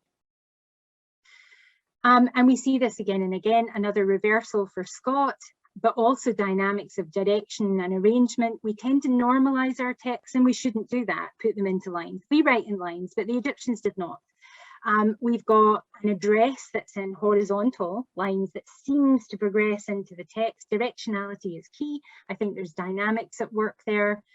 And we also have these two signs paired together in alignment, but with their determinatives, not as Gardner and Zeta originally had them, facing in the same direction as the text, but they face in the other direction because you want to disorientate them. So this is orientation with effect, but disorientation too. In terms of alignment, there's so many different examples. This is just one to put up quickly. 3 maid servants listed together, making a little fringed end to one straight column in the Cairo linen letter, another appeal to the dead. I'll pass over it quickly. This is what I want to come to. So borrowing from Gordon and taking some of his thoughts from Aztec hieroglyphs, but not making a distinction, I think, between indicators and complements, because I don't want to make the etic choice of whether meaning was already present in a sign or whether it's being added. I don't think I can make that decision. So certainly not comfortably for every sign. So I think this general term semantic indicator, or Amr was suggesting a scriber, I think, in his talk. I loved that too. As we've said, we perhaps need new words if the old ones come with too many connotations. seeing this through and thinking of how it works in Nahuatl and Aztec hieroglyphs, then we come up with a whole range of different ways of communicating meaning beyond capturing it just in one sign. It bleeds out beyond one sign. So we shouldn't place so much pressure on these things that we call classifiers. Lots of examples here that I probably don't have time to go into. Just for Julia, because she likes names, there's that the device of the falling ruler with his little name tied to him falling at the same time. I love that tie. A few last Egyptian examples finish up. And what I'm doing is I'm taking all these different possibilities. It's not an exhaustive list, but I'm looking at the way that they play out, particularly in appeals to the dead. Again, we don't want to get stuck with terminology and say, well, they're letters and therefore no non-letters can join the corpus, because that's kind of a self-fulfilling prophecy. Here in this, not a letter, but it's still a communication and appeal to the dead in Munich on a vessel, Scribe has deviated from non-iconic forms twice. And once he has marked out, don't listen to the accusations of the second wife, and the accusation is the word with the very prominent determinative. And in the second, my favourite example, he has out the word back, which means a servant, because he's promising to be a servant for his wife, who he's thinking is annoyed with him, and he's probably right. And so we get this wonderfully elaborate sign. Oh my goodness, it's so much beyond just dipping points. This is artistry and crafting and imbuing with presence and performance, I think, and making yourself part of the text. I'm almost done. So we have colour play with now, and wonderful databases coming to the fore, to which I was going to contribute this stela in Dundee, which is little known. Lots of colour to differentiate beings here, but that's what allows us, that interplay of colour across the stela, make the observation that the sign for death, the determinative here, is colourless. It's the only sign on the stela that is colourless. And fortuitously, we get exactly the same thing in Nahuatl, a similarity, not a sameness. There's my sign. What do I do with all of this? So I'm saying that, you know, we can call things classifiers, we can look for neat categories, because there's too many signs that resist that or behave with others in complicated dynamic ways. So what we shouldn't do is we shouldn't just represent in translation or transliteration. We certainly shouldn't, as Gardner did here, and normalize the signs in terms of their size and what they're doing. Where's my lecturer's paw here? Because most of us would look at this, read this text, rather than going to the original. Yeah.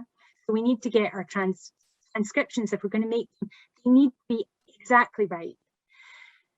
How do you represent what's going on here? Well, you can do something silly like this, and that would make translation very difficult. I acknowledge that it's not a practical thing, but then neither is this, the meaning that's being communicated here. And I am interested in people's thoughts about why Inanna would do such a thing. Is it for display, this papyrus? Is he showing off to other scribes? Because this certainly seems to make this more visible, this weekly. Other strategies of representing, back to the Cairo linen letter, it's not all in lines. We've got people present in the text in two columns that align and then split apart and go into horizontal lines, split apart again, and then join for the end.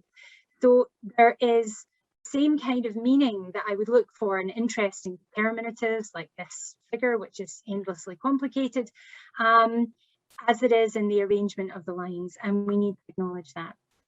Right, I'm probably out of time, but I wanted to throw this in just for Hany. Minutes, yes, excellent, good. Or does that stop immediately? I'll take it as 2 minutes, which is cheeky.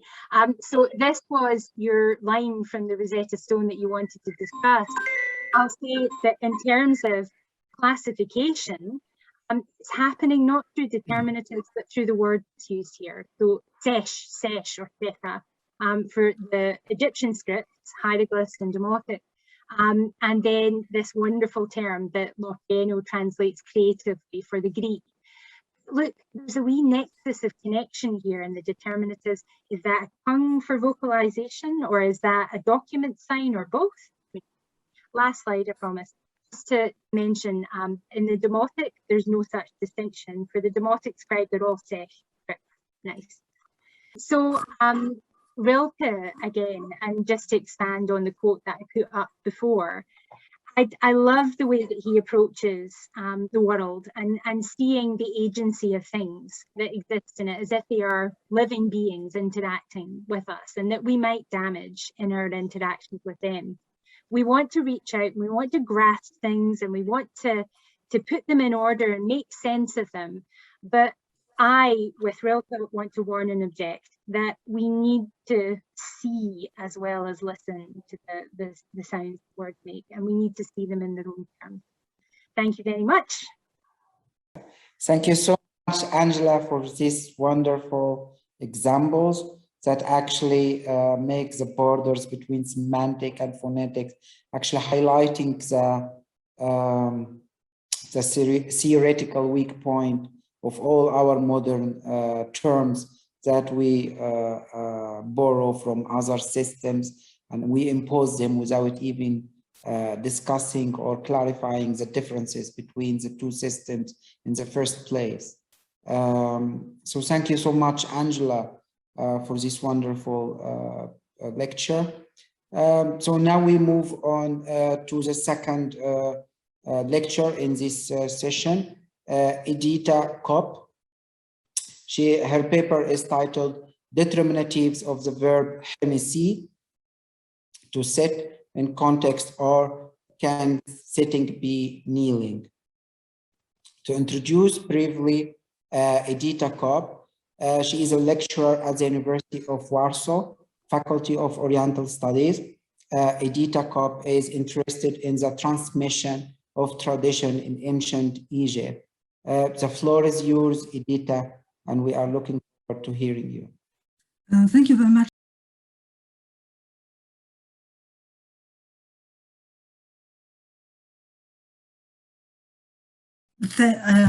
Iconography, a textual discrepancy revealed by Katja Geb's interpretation of a passage from Cannibal Hymn challenges the meaning of the verb hemesi, to sit down.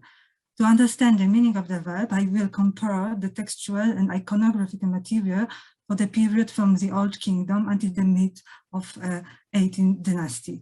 I will pay special attention to the examples where the text is accompanied by a representation of the action denoted by this verb. Hopefully it doesn't, it's changing. One of the passages of the Cannibal Hymn of the Pyramid text describes the deceased king sitting with his back to Geb. Katja has convincingly proposed that an iconographic realization of this motif is the scene depicted on the royal bracelet. On the bracelet, King Ahmose appears in two mirrored scenes, kneeling with his back toward the enthroned Geb. Additional details, such as the gesture of the seated god extending his hand to the king's shoulder, and the presence of the souls of Pe and Nehen kneeling in front of a group, making the Henu gesture, identify the scene as a coronation.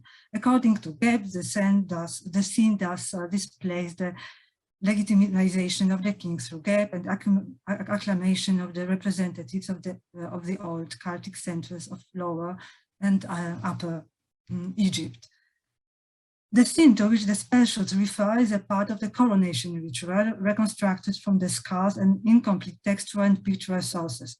More precisely, this episode is probably the penultimate part of the ritual, as exemplified by the quite destroyed scene from the Bahari. For that, you just can see that better on Chapel Rouge.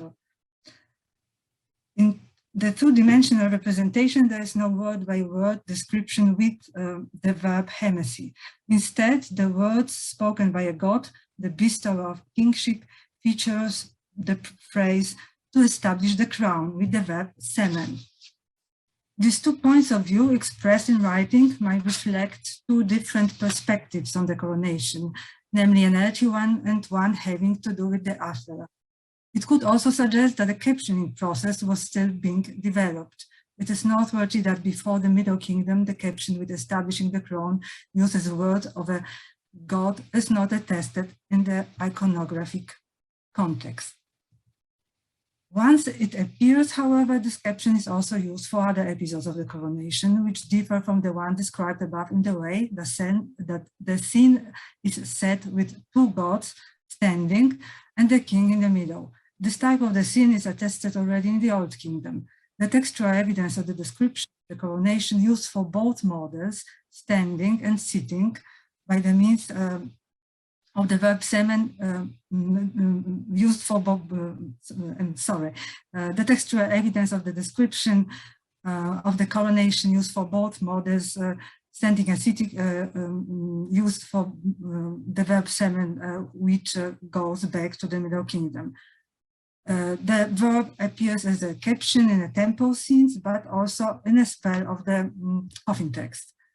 In the spell 61, that could also explain the presence of the bracelet in the burial of Ahotep as a burial gift. Because the phrase with gap is also understood as sitting beside, by Hayes, for example, we can ask question why a living king cannot sit together with gods. For the discussed period, Old until New Kingdoms, it is assumed that the king was divine after his death, and his divinity in this world was more conditional. This can be reflected in the decoration of the tombs of officials. In the tomb, if two Theban tombs, the king sits together with Hathor in a common kiosk icon scene. Precisely speaking, the goddess sits behind the ruler. The general meaning of the scene is to show the divine and human nature of the king in both words, this and the next one. Yet the statuary showing the king sitting with the gods refer to the divine king and mostly comes from the royal mortuary temples. A type of a group statues, known from the 18th dynasty, first as drawings in a Theban tomb, and since the reign of Thutmose, the third as a statuary, adheres to the same scheme as the presented passage of the cannibal hymn. The group represents a kneeling king, and that is the usual Egyptological description of the scene in front of the seated god. There are also some diachronic changes noted by researchers. First, the change of the god from Geb to Amun, and second, the more widely discussed gradual change in the position of the king in front of the god, so that the king eventually faces the god and is standing. The penultimate episode of the coronation scene then reveals some inconsistency in how it is transmitted by the spell of the pyramid text. The 2- and 3-dimensional New Kingdom representations reveal some inconsistency as well. The descriptive method of the captioning, sitting with his back to a god, is not surprising because it is known for that scene from the coronation text of Horemheb, with some other wording where it is said his son is in front of him.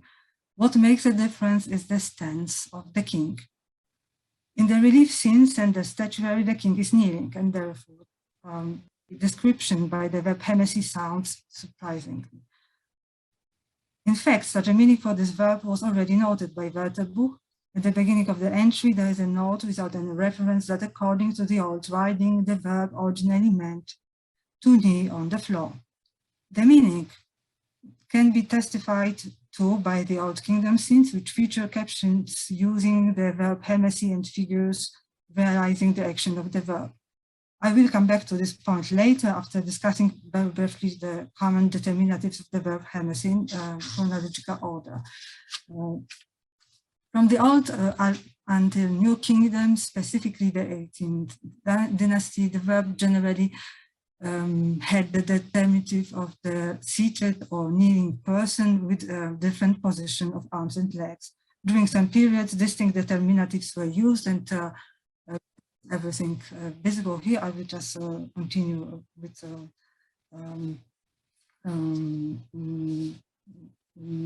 the further analysis. Why then sitting was so differently expressed? The ancient Egyptian culture should be counted among that of the sitting nations. This conclusion is the premise founding research on the meaning of the throne, elevating the ruler above its people. Consequently, sitting was depicted in many ways, as exemplified by Sheffer. And coming back to the subject of the examples that would testify the meaning to kneel. In the tabular list of offering, in the tabular list of the offering list A and B from the Old Kingdom on, after the royal gifts, there is always a column with a text containing the verb Hany. This is the entry 18 and belonging to the first part of the offering ritual. It was understood as sitting down to eat, suggesting that it describes the deceased seated in front of the offering list. However, the owner sitting in the front of the offering table is referred to in the offering list in other place of the offering list. The meaning of entry 18 is different, and it was noted already by Morales. It is directed to the audience, stressing the performative character of this ritual. This is indicated verbatim by the longer versions of this entry first attested in the spell 86 of the pyramid text. And here first you have the overview of how it can look in the frame of the offering list.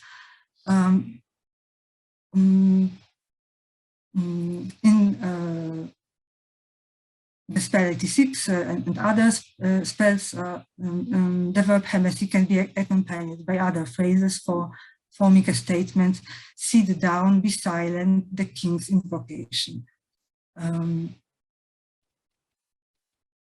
The reading of the offering list then could be addressed to the sitting group that could be pictured in the accompanying scene of part 2a, where, according to the caption, standing priest is reading Sahu and sitting priests are performing the Hany gesture. Such interpretation is corroborated with equaling Sahu to Perekheru by Lab, for example. Before a performance, we could say that before performance of the recitation, the sitting audience would be asked for attention, and that would fit quite good. The gesture of joy are not encompassed by the meaning of the verb Hany. So the first conclusion, supported by other places discussed, is then that the verb Hany describes the pose of the body without any ritual activity, and that the gestures of hands determine the meaning of the actions and not the position of the lower part of the body, so legs. A scene from the Sun Temple of New Saleh demonstrates the kneeling position of the body during what is described as sitting, what is in front of these three persons at the beginning. And the lower register, the most lower register preserved on the piece, are, according to the caption, several attendants and the priest sit in front of the palace during a ritual, but the three depicted men with sweeper strokes that we can treat as oversized determinatives are kneeling. Going back to later examples, the captions later, in contrast, so after the Old Kingdom, show a person sitting on a throne or a chair.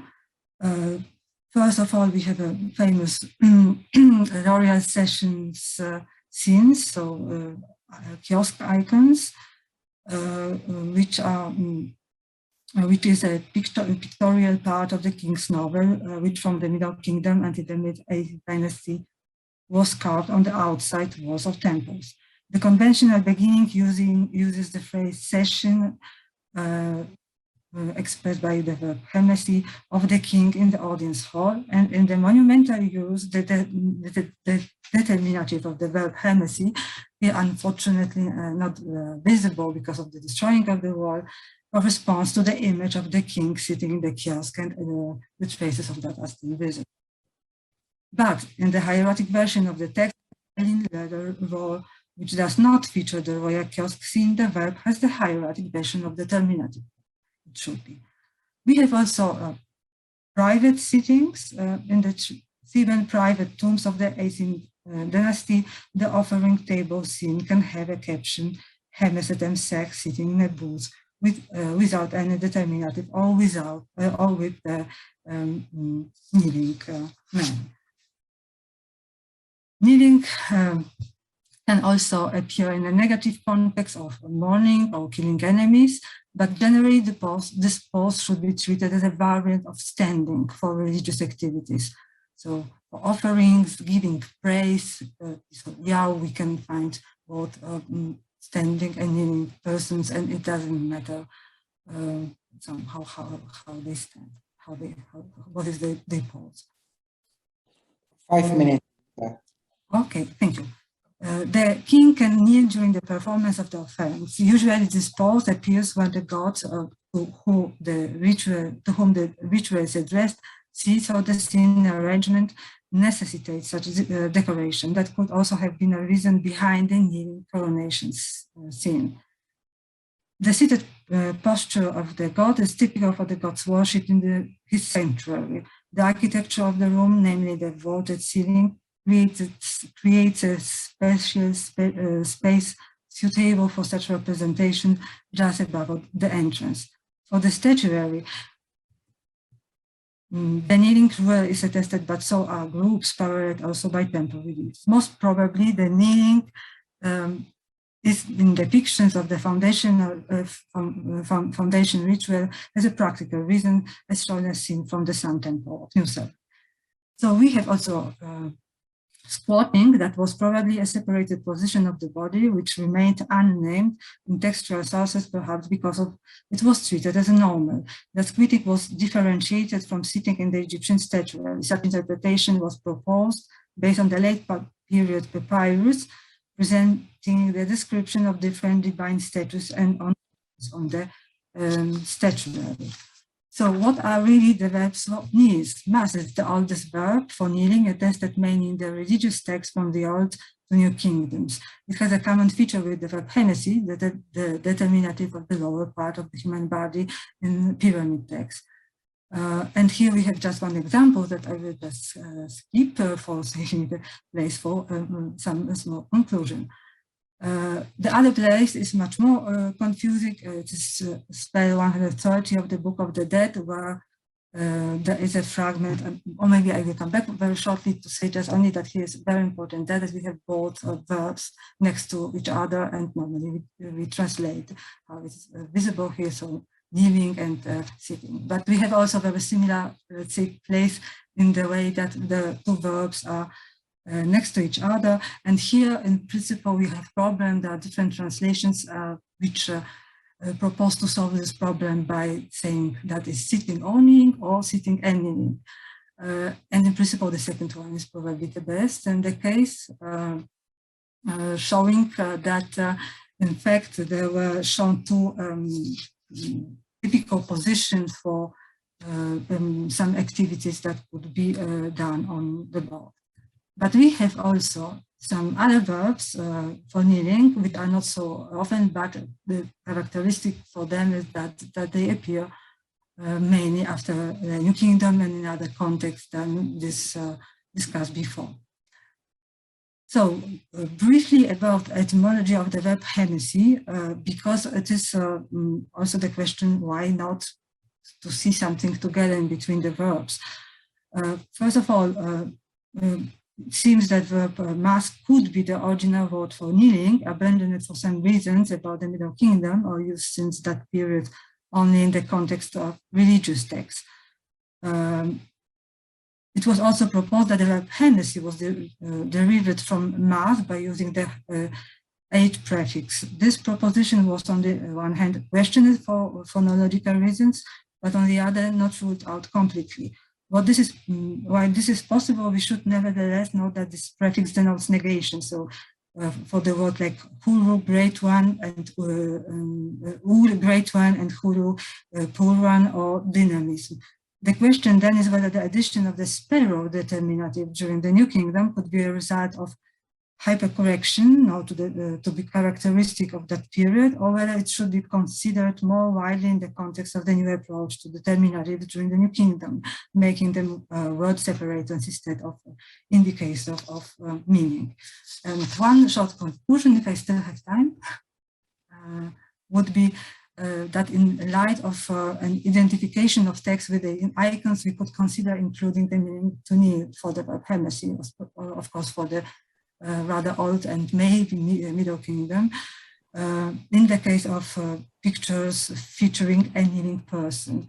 It would, however, reflect a contemporary point of view to interpret the terminology for kneeling in ancient Egypt in accordance with the period statuary, because for the Egyptians themselves, such posture of the body was unimportant, and the word used to describe it certainly denotes just sitting. But the sitting on heel, that for us means in principle kneeling. So in principle, the problem is Thank you for your attention. Thank you so much, Edita, for this wonderful lecture. It's amazing to see how rich is one verb that continues from Old Kingdom until the late period, and how its context is also different according to its visual and semantics form. Thank you so much, Edita, and we'll come back to you for a lot of questions, I'm sure. The next paper is Silvia Zago, and it is titled "The Other World in Words: Determinatives as a telltale Icons encoding the Egyptian duat." To briefly introduce Silvia, she's a lecturer in Egyptology at the Department of Archaeology, Classics, at the University of Liverpool. She holds a PhD in Near and Middle Eastern Civilization from the University of Toronto. Her research focuses on ancient Egyptian religion and cosmological notions, especially those revolving around the Duat, the Egyptian otherworld, on which she is currently preparing a monograph, a journey through the beyond, the development of the concept of Duat and related cosmological notions in Egyptian funerary literature.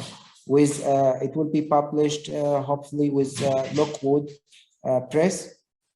She has published several peer-reviewed contributions on this topic, and she is researching, at present, she is researching various aspects of the Egyptian conceptualization of the next world and their attestation outside the funerary sphere.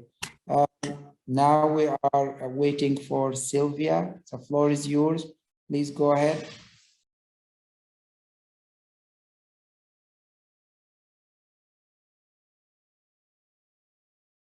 Thank you for your nice introduction, and thank you also to the organizer of this magnificent conference for having all of us, for having me. It's been extremely interesting, and I'm sure that the next talks will also be extremely interesting. So the research I'm presenting today originated back when I started looking into the topic for my PhD years ago now. That was the development of the conceptualization of the Egyptian duat. And that was the first time when I realized how complex this issue, the definition of the duat, really is. Because despite being a central notion for the Egyptian afterlife beliefs, it really is almost impossible, or at least it seems at first glance to be impossible, to give a unique, unambiguous definition of this notion. And there are various reasons why this is so. So the duat, despite being a major component of the afterlife beliefs of the ancient Egyptians, formed just a part of them, as other afterlife notions, which you can see on the slide, existed alongside the duat. So it can be quite complicated to grasp what the Egyptians meant by duat at a specific time, as it is often entangled with many other concurrent notions. Also, the notion of duat underwent a process of continuous evolution over time that lasted thousands of years, and it never designated just one single place or just one single notion at any one time. So this makes it really difficult to just make it a one unambiguous notion and to explain what this was. On top, several traditions of the duat coexisted and overlapped to different degrees at all times. So we always have a celestial tradition whose model is the sun god Ra, which implies resurrection through ascent to the sky, and in which the deceased would come to coexist with different celestial bodies, most importantly the sun. We have an Assyrian tradition connected to the west, the necropolis, the burial, in which the duat is imagined as a subterranean underground place. And the third tradition is referred to less explicitly in the earlier periods, but it's there, and is centered on the sky goddess Nut as the mother of the celestial bodies and the king and the other stars, of course, including the sun. So the Egyptians never really discarded all their ideas in any of these notions, but they kept incorporating them into the newer layers of tradition. So it can become really quite complicated to entangle all the different scenarios encompassed by the notion of duat. And for this reason, it is also inappropriate to translate the duat simply as a netherworld or underworld, because it was not imagined as a subterranean domain in all periods of the Egyptian history and in all the texts analyzed. So I usually either leave the term untranslated, as I'm doing right now, or I refer to it as the other world. So given these premises and given the uncertainties surrounding this quite elusive notion of the other world, it occurred to me that an approach based on cognitive linguistics and specifically on determinatives or classifiers might be exploited to shed more light on the notion of duet.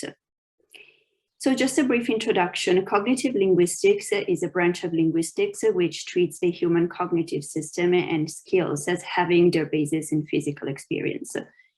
So basically, this entails the fact that linguistic structure reflects thought processes. Thus, the cognitive linguistics can be used to look beyond the pure linguistic analysis of a given language. And this is reflected in the hieroglyphic system because hieroglyphs are essentially icons, which means pictures of with stronger visual connotations of high symbolic value, which represent elements of the real world. And yet they can also be interpreted according to meanings other than the literal, such as the metaphorical meanings. So if we take the example of the man taking a hand to his mouth, we all know that the literal meaning of this can be seen when this sign is associated with things that have to do with food consumption, drink consumption, and such. But it also has a metaphorical meaning, specifically when it's activated as a classifier. And this entails actions that have to do with thinking, feelings, emotions, and so on and so forth. So this mechanism of conveying meanings beyond the material is especially evident in what we call the determinatives or classifier system. So the process of extrapolating and transferring meaning from the iconic level of the script to an abstract level is what Ole Goldwasser has termed a phonetic metaphor, namely the expression of a whole range of notions through the iconicity of the hieroglyphs as signs. This process turns signs from icons to metaphors, namely into units of meaning.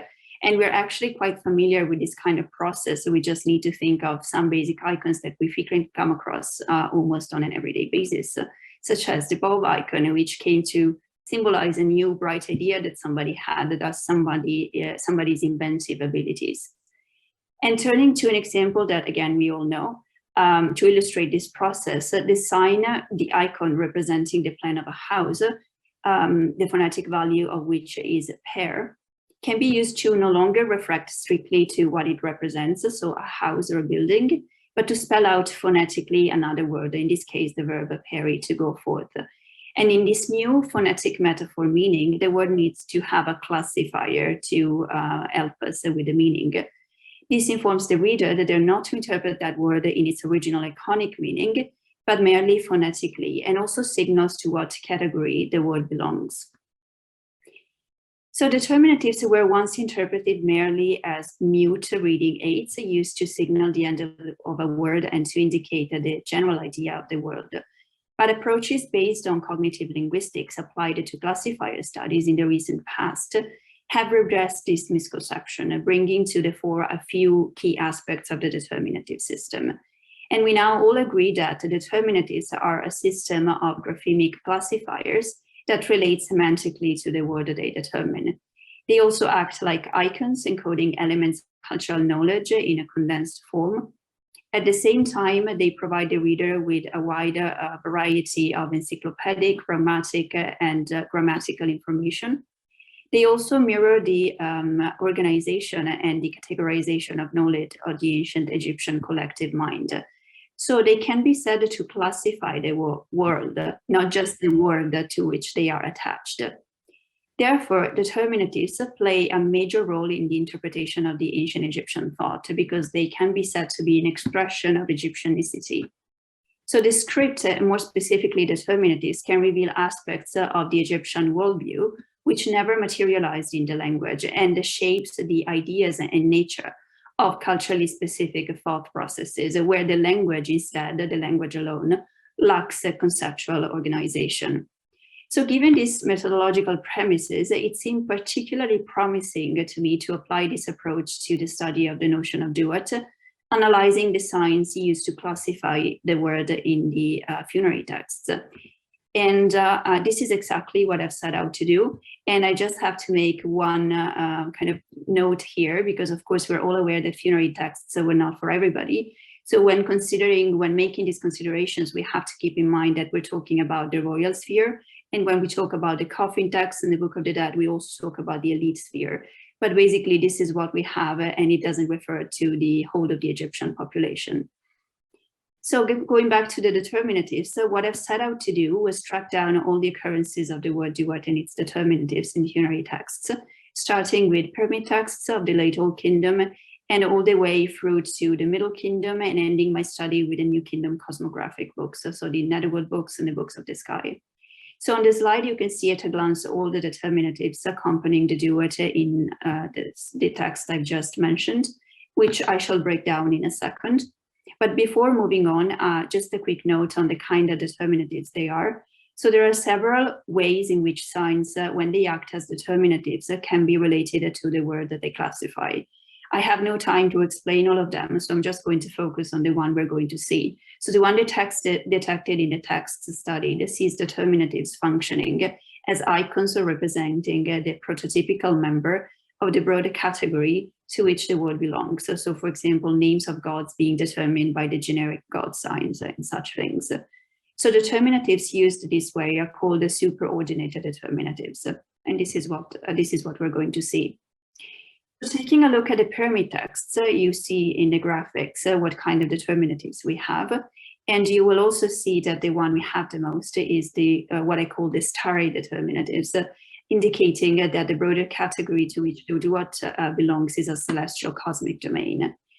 The incidence of other determinatives in the pyramid text is less significant. So we have a pool sign and the sky sign together, which appear 3 times and always following the starry sign.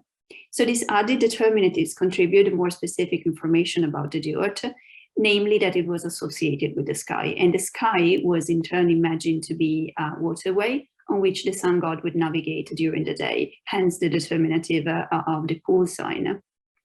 And then we also have a sign which symbolizes a road flanked by bushes, which may contribute the information that the duat was imagined as a path towards rebirth. So what does this tell us about the pyramid texts and the duat? I think it looks like the duat in the pyramid texts wasn't yet imagined properly as an underground domain. It's more likely that it was thought to be a celestial cosmic domain. In taking the visual level of the script even further, it may be argued that the sign of the star in a circle points to the duat being imagined as an all-encompassing space surrounding the celestial bodies. This happens daily, so the cycle of the sun setting and rising again every day with the disappearance and then the reappearance of the sun in the sky, but also during the astronomical phenomenon known as heliacal setting. This is when the decanal stars became invisible inside the duat for 70 days a year before re-emerging again on the horizon. And this is already alluded to in a few pyramid text spells, but it will become more explicit just in later sources. So the duat was also the time place before sunrise on the eastern horizon. And this would justify the apparent connection with the earth, which we have in some pyramid text spells, because the celestial bodies and the king were seen to reappear above the horizon, rising from the earth, leading to the speculation that both the king and the celestial bodies were re-emerging from some place just beneath the earth. If we now move on to the first intermediate period and the Middle Kingdom, we'll notice immediately how in the coffin texts, the determinative that's associated in the vast majority of cases with the duat is no longer a starry determinative, but it's actually our house sign, the O1 sign that prevails, and that never appeared before in the pyramid texts. And the same change can be observed also in the copies of the pyramid texts dating to the Middle Kingdom, though the older star in a circle determinative does not disappear entirely there. So many coffin text spells point to a celestial universe dominated by the cosmic cycles of the celestial bodies as a background for the rebirth of the deceased, but also hints at a tonic characterization of the duat start creeping in the coffin texts more consistently. And the shift in the determinative, so to the broader category indicated by the house sign, can be indicative of 2 main things. On the one hand, it's part of the standardization of writings which started happening in the beginning of the Middle Kingdom, but also it may point to a shift in the underlying conceptualization of the other world. So the house sign, yeah. 5 minutes, please. Yeah. Conclude. Yeah. The house sign, when used as a determinative, classifies words belonging to the category buildings or habitat, both physical and metaphorical. And I believe that by using such a determinative pointing to an enclosed space, the compilers of the coffin text meant to indicate that the duet was becoming conceptualized as a more circumscribed area, a more well-defined area within the cosmos. And this development would also match the growing tendency towards a better organization of the topography of the afterlife, which we see in that period, as for example in the Book of the Two Ways, containing what some have termed the first map of the next world. So the house sign may also point to the duet being imagined as a place where the deceased dwelled in the afterlife, their habitat for regeneration. And it is this functional aspect of the duet as an enclosed space endowed with regenerative powers that is emphasized in the new determinative used to classify it. If we now take a look at the New Kingdom sources, we'll see that the idea of duet as a definite space became delineated more clearly in this period when it underwent a process of systematization. This is evident from the phrase earth, sky, earth, and duet, which commonly is found to describe the division of the cosmos into different domains in various types of texts. And also, all the Netherwood books describe and illustrate the journey of the sun god through the night, which corresponds with the duet, both in spatial and in temporal terms. This is split into either 12 hours in the earlier Netherwood books or in 2 halves in the later Netherwood books. And if we take a look at the determinatives appearing in the texts in this period, we see that such a configuration of the duet surfaces in the script too. So if we look at the Book of the Dead, it's mostly uniformly the house sign. And I took a sample of the Book of the Dead. Clearly, I couldn't analyze all of them, but it's pretty much all the same across the sources. In the duet, in the long version, so it's more representative of the totality of sources, again, we have the house sign in the majority of cases. We also have the sun sign used to classify the term duet, indicating thus both notions of space and time, respectively. And looking at the other New Kingdom cosmographic texts, again, we have the house sign that's used uniformly across all of them, with the Book of Caverns occasionally adding the older star sign sometimes.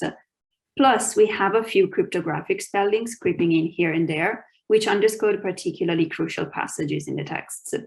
So all the Netherwood books characterize the duet as a dark, hidden, and primarily chthonic realm in the depths of the duet, in the depths of the night. At the same time, there seems to be a general tendency towards imagining the duet as a built space that has gates, porticos, 4 halls, so architectural things belonging to the duet. And this may also lie behind the choice of the house determinative for the word duet in the later Netherwood books, which also characterize it as being filled with caverns. There's yet another layer of meaning that may be suggested to lie behind the house sign as the chief determinative in these texts, and that's linked to another tradition of the other word that underlies the conceptualization of the duet from the beginning. This further layer of meaning is more explicit, especially visually, in the New Kingdom books of the sky, which are inscribed on the ceiling of a few Ramesside monuments, and also in a few late period tombs. These books have a more celestial and astronomic focus than the Netherwood books, and they appear framed by the so-called Nut pictures, in which we see the celestial goddess swallowing the sun at sunset and giving birth to him again every morning. And so the sun goes through her body at night.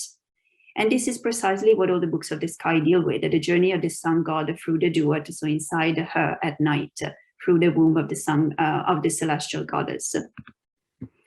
And this is what's stated more explicitly, especially in the Book of Nut. So if we read the text that appears by the sun when she swallows it at night, you will see that the text says explicitly that it is through her mouth that the majesty of this god, meaning the sun god, enters inside the duet.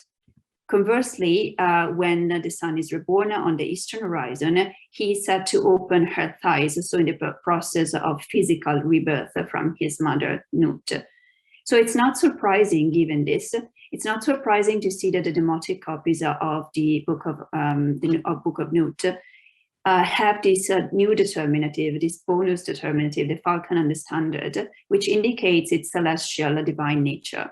And this conveys the idea that the duat was also understood to be an inner dimension of a broader divine cosmic environment, which existed at all times at different levels of the cosmos. So in conclusion, I believe that the multifaceted nature of the Egyptian duat can be shown to have been encapsulated in the classifiers chosen to determine the word duat in the various contexts in which it appears. Through them, we can follow the history of the development of this notion across millennia, from the pyramid texts through to the end of the New Kingdom. And this brings me back nicely to the topic of the conference, so the iconicity of the script. I hope to have shown that the linguistic, semantic, and the visual aspects of the writing systems should be considered together, because a combined approach, considering the figurative nature of hieroglyphs, and in particular classifiers, can be invaluable in interpreting the Egyptians' conceptualization of the whole cosmos, including the unknown after death. The meanings as association connected with the word duat evolved over time, and this is partially reflected in the several classifiers accompanying the word in the texts analyzed. The duat was always a multi-layered concept due to its function as a liminal area that could be located in several parts of the cosmos at the same time. But what lies at the core of all types of duets, so to speak, and we could say unifies them, is its regenerative function. So the key role in all these scenarios is played by the deceased and by his mother, Nut, who's also the mother of both Osiris and Ra, in which we see the two complementary destinies of the deceased. And in the figure of Nut, the notion of duat is sublimated, and all its various aspects are reconciled despite her differences. So the house sign could indeed be seen as a schematic representation of her womb, standing for a divine environment inside which the celestial bodies and the king and the deceased just sat at night before being reborn each morning at the eastern horizon in perpetuity. And with this, thank you very much for your attention. Thank you so much, Sylvia, for this excellent lecture. We are really enjoyed it. Thank you so much for that. I'm sure you moved our curiosity to ask many questions. So we will wait for that after we take the last paper in our session today. It is Ahmad Osman, and his paper is titled Cursed Egyptian on the Determinatives of Verbs Shatama and Shina. To introduce briefly Ahmad Osman, he holds a master's degree in computer science from the Louisville, and he's specialist in computer science, data mining, neural network, database design, information system analysis. Ahmad also acquired a master's degree of arts in Egyptology from the American University in Cairo with a specialization in language, literature, and religion. He produced his master's degree thesis titled A Methodological Approach to Utilize Egyptian Colloquial Arabic as a Source for Ancient Egyptian Linguistic Analysis, and he studied the ancient Egyptian lexical survivals into Egyptian Colloquial Arabic to better understand the ancient Egyptian lexicography. So please welcome Ahmad with us, and the floor is yours, Ahmad.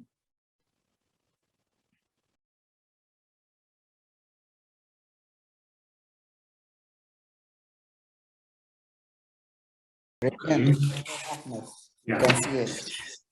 So the ancient Egyptian scribe of Papyrus Berlin 3023 of the Tale of the Elegant Peasant wrote the plural noun seru for officials or advisors using the determinative of a child, Gardner sign list A17 for ghareb or shiri in several locations instead of the determinative of a man holding a stick, A21 for sad. Determinatives are assumed to specify the semantic class to which the word belongs. Was that a scribal mistake of an untrained or sloppy scribe, or did that scribe intend to use this unusual determinative for a specific purpose? And what might be that purpose? What message did the scribe want to convey? And more importantly, can our understanding for the ancient Egyptian determinatives help to unfold such messages? We'll get these questions, but first let's discuss the determinatives of the two ancient Egyptian verbs shetem and shena to understand how the classification assumption for the function of the determinative in ancient Egypt shaped the derived meaning of the ancient Egyptian words. The ancient Egyptian verb shetam was attested in the famous tale of Snowy, Papyrus, Berlin 3022. It was written with the determinative of 824, man striking with a stick. According to the classification assumption for the function of the determinative, the verb shetam was assumed to belong to the category of aggressive actions. Its meaning was suggested to be quarrelsome. However, shetam was also attested in Papyrus Please for the instructions of Petah with the A2 determinative of the man pointing his mouth to his mouth, which was assumed to mark the class of speech. The word was then translated to be quarrelsome with words to accommodate for the two different determinatives, A24 and A2.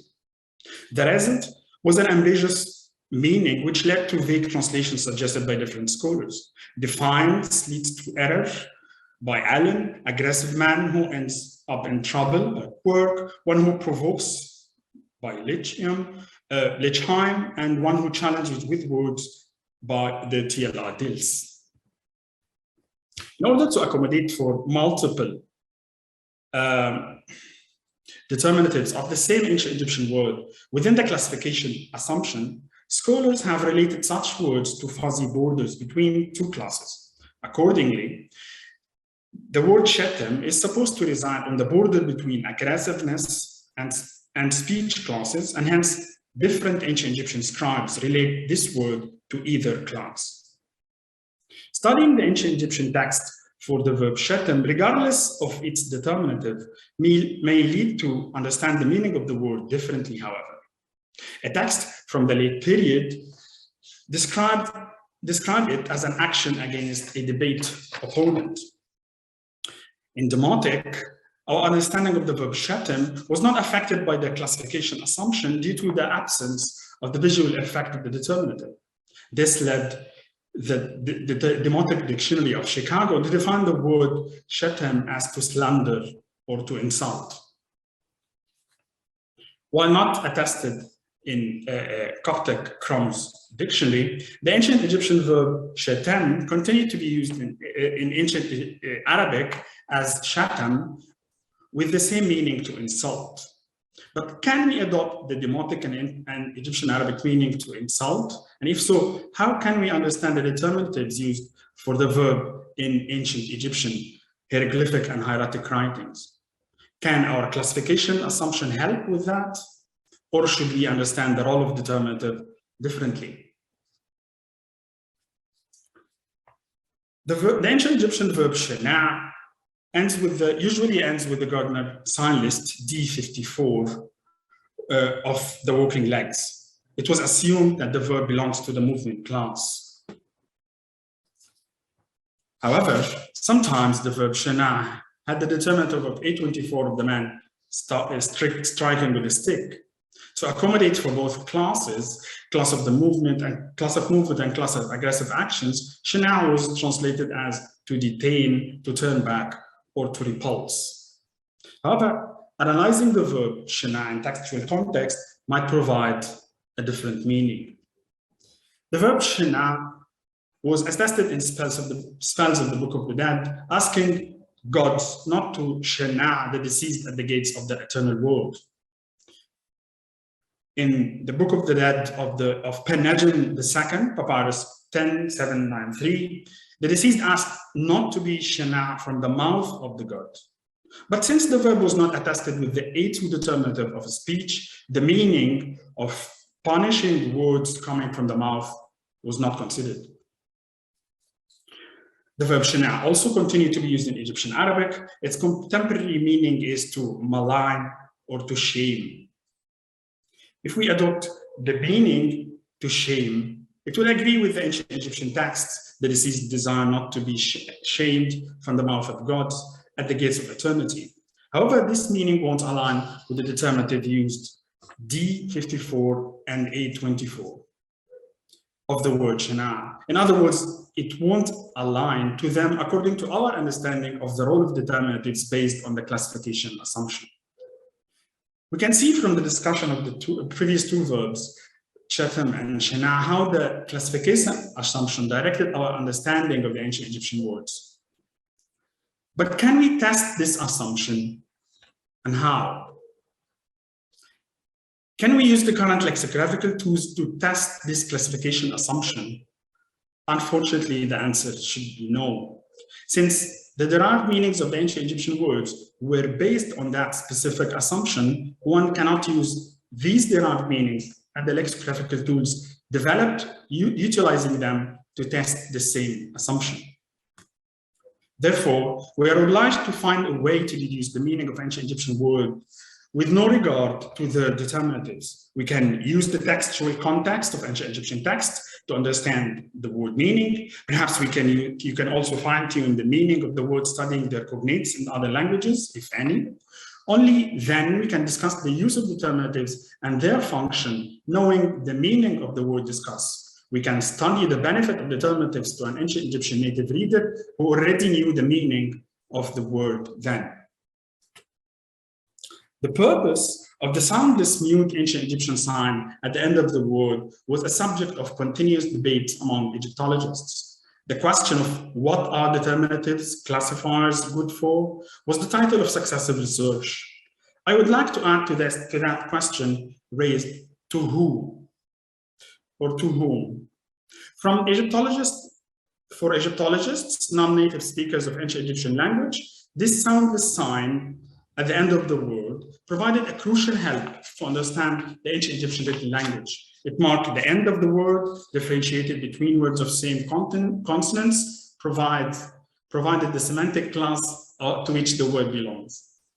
The ancient Egyptian gift allowed the Egyptology community to decode the meaning of the ancient Egyptian words, even those with only very few attestations, a process which allowed for the development of several successive lexicographical tools, paving the road for the comprehension of many aspects of the ancient Egyptian civilization.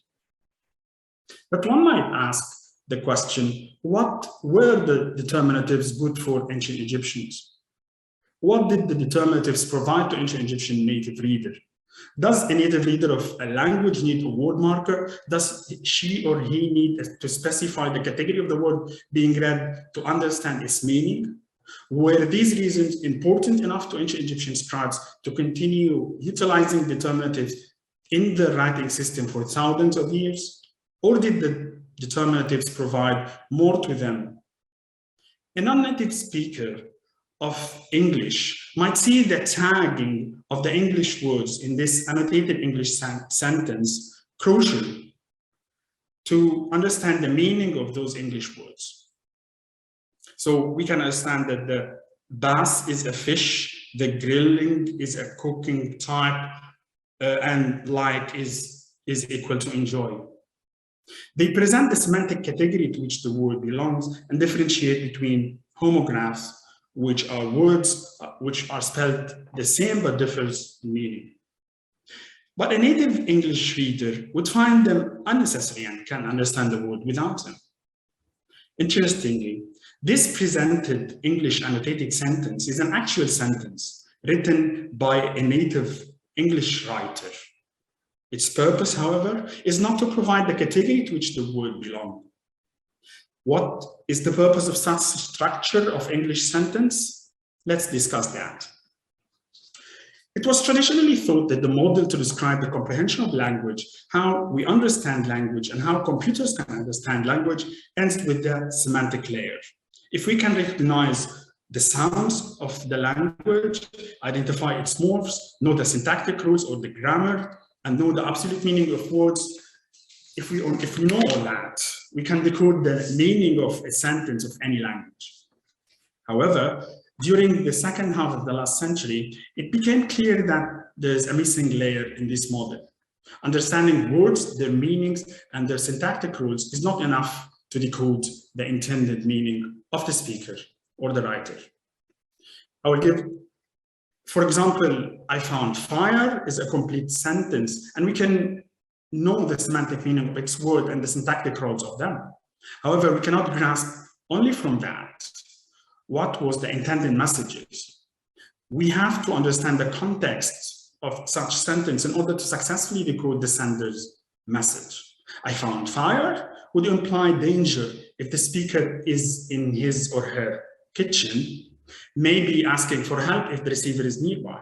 However, the same sentence would imply safety if they are both lost at the desert, for example. In linguistic studies, pragmatics emerged as an added layer, which studies those context-dependent aspects of meaning. It studies how context contributes to meaning, how to understand the meaning which a speaker implies and which a listener infers. Accordingly, the subfield of natural language processing, which concerned with how computers can understand human language, had a parallel development in the same direction.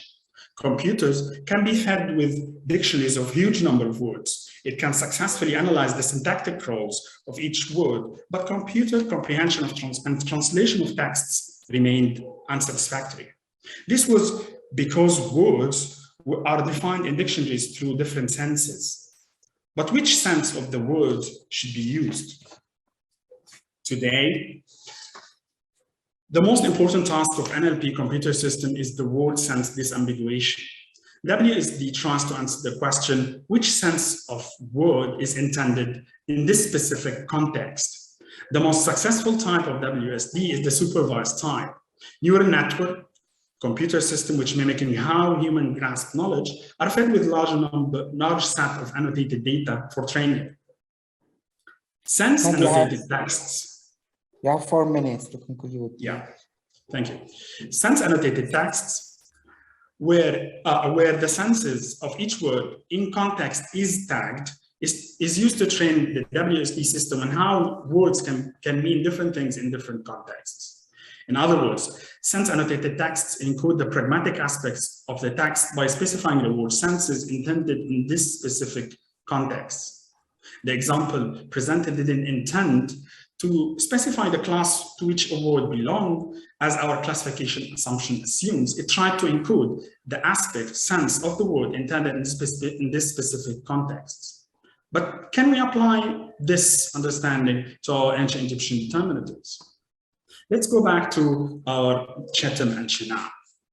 For Shetem, the use of A2 determinative after Shetem didn't mark it as a subset of speech class of words. It encodes the speaker or writer intention to use the speech sense aspect of the word Shetem in those specific contexts. Thus, in Petah Hatib, the scribe intended to focus on the speech sense of insult, which led to the wrongdoing in order for the reader to be aware of it.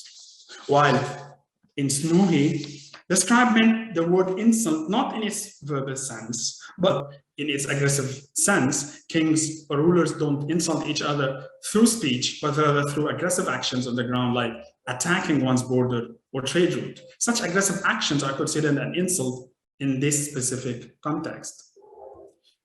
In Shana, though Shana belongs to the speech class of words, the important sense of Shana to shame is not the speech feature, but a spreading or movement of the speech among others.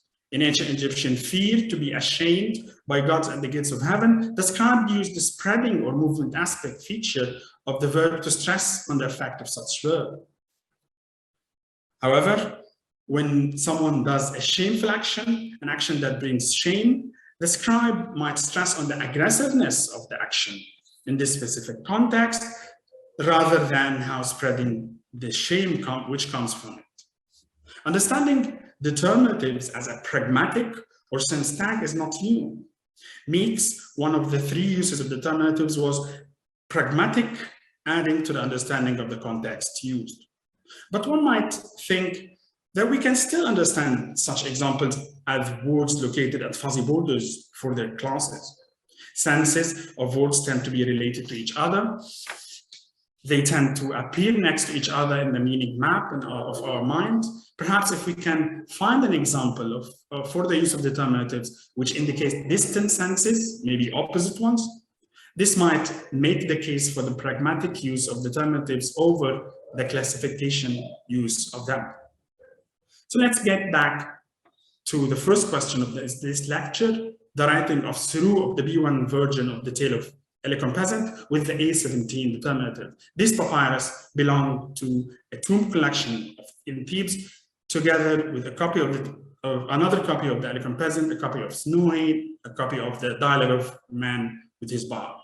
In this B1 version, the scribe used both vertical and horizontal lines. His vertical lines with carefully written, then his horizontal ones. Written instance of the word seru with A17 determinative, however, appear both in vertical and horizontal lines, both on the recto and on the verso of the papyrus. The example of the determinate choice cannot be understood under the fuzzy borders umbrella. The class of wisdom management signified by A21 ser doesn't have semantic border with the class of childhood signified by A17 Gharet or Shariwan.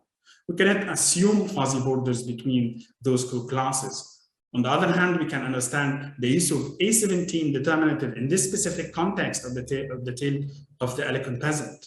In this poem, this peasant was robbed, complained eloquently 9 times, but the officials Seru have advised against him, against punishing Nemtinacht, who robbed him, and against giving the peasant his goods back. The tale addresses the malfunctioning bureaucracy in Egypt at that time. Problems of official corruption were present. In this specific context, we can understand the use of A17 child determinative as a pragmatic encoding of the scribe's sarcastic criticism to those officials. The scribe insulted such officials through the choice of the determinative A17. He described them as officials/kids or officials in the sense of kids, since they cannot take the right, just decision. To this day in Egypt, we describe a group of people who cannot reach the right decisions as a bunch of kids. During 2011, Mubarak's official described people in Tahrir as a bunch of kids who don't know what they want. We have seen that the scribe choice of the determinative of the verb shatam and shana reflected his intended idea in the specific textual context. Written determinative or word sense tags were chosen to present the pragmatic sense of the word in its context rather than to classify such words semantically. We have seen how the adoption of the classification assumption limited our appreciation of the ancient Egyptian written texts. The ancient Egyptian scribes used A24 and A2 determinative to alternatively specify the aggressiveness and the speech sense of shatam, verb to insult, in context, as they used the D54 and A24 determinatives to imply the sense of movement, spreading, and aggressiveness of the verb shana. The scribe of Berlin 3023 of the tale of the eloquent peasant changed the determinative of Seru word to criticize the corrupt officials. She or he used the child determinative or the pragmatic tag A17 for Gharet or Shari to curse like an Egyptian. Thank you very much. Thank you very much, Ahmed, for this great lecture to end our session. And I think we have some time left for some questions.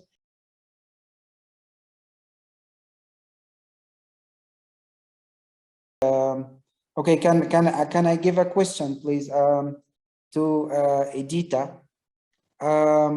Edita, I really liked the context you searched for Hemis.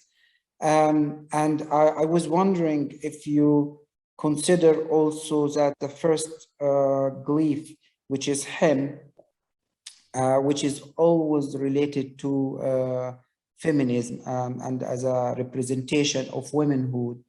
So this sign usually used for that, it used to be Hemet as a woman or Hemet as a womb. So do you think there is a relation between this sign and the sitting person, considering the fact also that Hemes cannot be written with any final glyph or soundless glyph? So like we spoke earlier about the absence of the final glyph. So here my question is why we keep referring to the final glyph as a standard sign that determines the meaning without including the whole visual content of the word itself. Yes, of course, I didn't think about it, but you're right. There's also the possibility to write the middle of the word with the thrown, with set word, what also would stress the meaning, you could say. Yeah. So why not? But I didn't think about it at all. Yeah. So yeah, so you don't see like a womb and sitting. Can you see the bridge metaphor between womb and sitting? The question is that for that probably you should just search really all meanings. I mean, it's a very often a tested word, and I tried to search ones that are saying something more about these connections with kneeling. So I didn't think about. Yeah, I would think like the womb is a place that the baby sits in it. It is used to refer to womanhood. Yes. Yeah. You're right. I mean, this later determinative with the child sitting on empty chair. I mean, this empty chair is also very interesting because the gods can be also showed like that. Yeah. There's really a lot of ways how to search this really very much popular word. Yeah. Yeah. So I have another question also to Sylvia, because you mixed also the determinative and classifier. And for me also, I got a bit confused because these two concepts are not yet clearly defined. So if we speak about the verb ber itself, it is written with a house and first glyph and ending with walking feet. So which one you call determinative and which one you call classifier in this verb?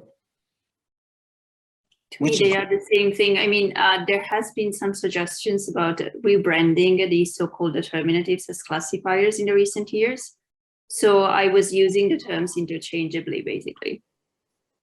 Yeah, I know this branding. So the walking legs would be the determinative / classifier. Yeah. Yeah, Angela, you have something to say about the phonetic and semantic differences between this? Yeah. I would echo what you said about Hennessy as a verb, and I would say that we with duat, as you considered it, I wonder whether, again, if we look to the phonetic portion, if we don't separate off that final sign as if the meaning is just held in that, how many writings are written with the star being used semi-phonetically but with some element of meaning perhaps, which would make it unlikely that you would use the star as a determinative.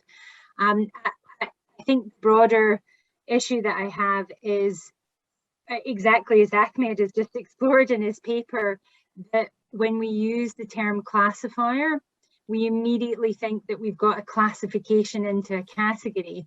And I personally don't believe that that's a fruitful way to look at text. I think we have to look at context. It makes me very nervous when I see a big long list of attestations just taking the determinatives and not considering the phonetic content of the word, exactly as Hany just said for Hemes. But you know, in all kinds of different circumstances, you also need the wider context in case that's influencing how a word is written. All sorts of things. So I think the alternation between classifier and determinative is sort of a nod to not try to offend people if people feel strongly one way or another. But I think it's the ramifications for thinking that you can separate that sign exactly as you would justifiably do with a classifier in classifier languages, because they are separate little elements within words, and you can take them out and you can study them. But you should not do that in Egyptian, because there are ties between the phonetic and the semantic, I think, at least. Yeah. I actually agree, but I also wanted to specify one thing that was impossible for me to show in the slides. I didn't just consider the determinatives in isolation. I did consider the writing of the words, of all the words. So it's not just something that's taken out of the blue. I didn't just separate them. I just unfortunately didn't have time to show everything. It would have been a huge amount of things to show. 20 minutes is a little tight for that. Yeah. So, and is there a correlation between the star used to write the word and the star as the determinative? Do you ever get that doubled? So you get the star to write the phonetic content of the word and then the star again as the determinative?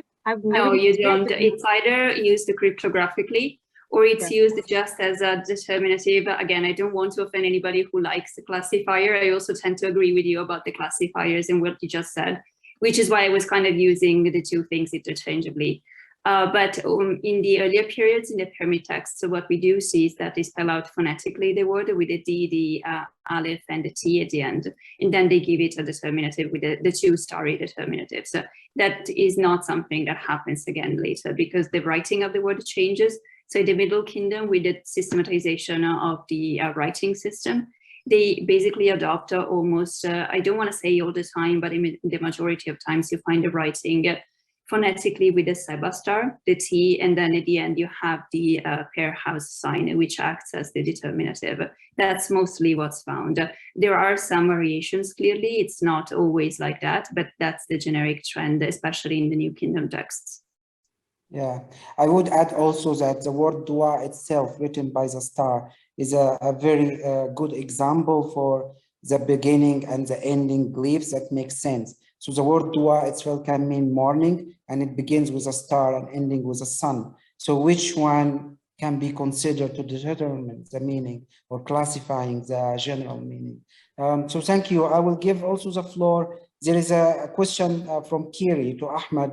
Can you speak a little bit about the survival of ancient Egyptian words into colloquial Egyptian, and how the missing determinative can also, the visual content can survive in a verbal layer?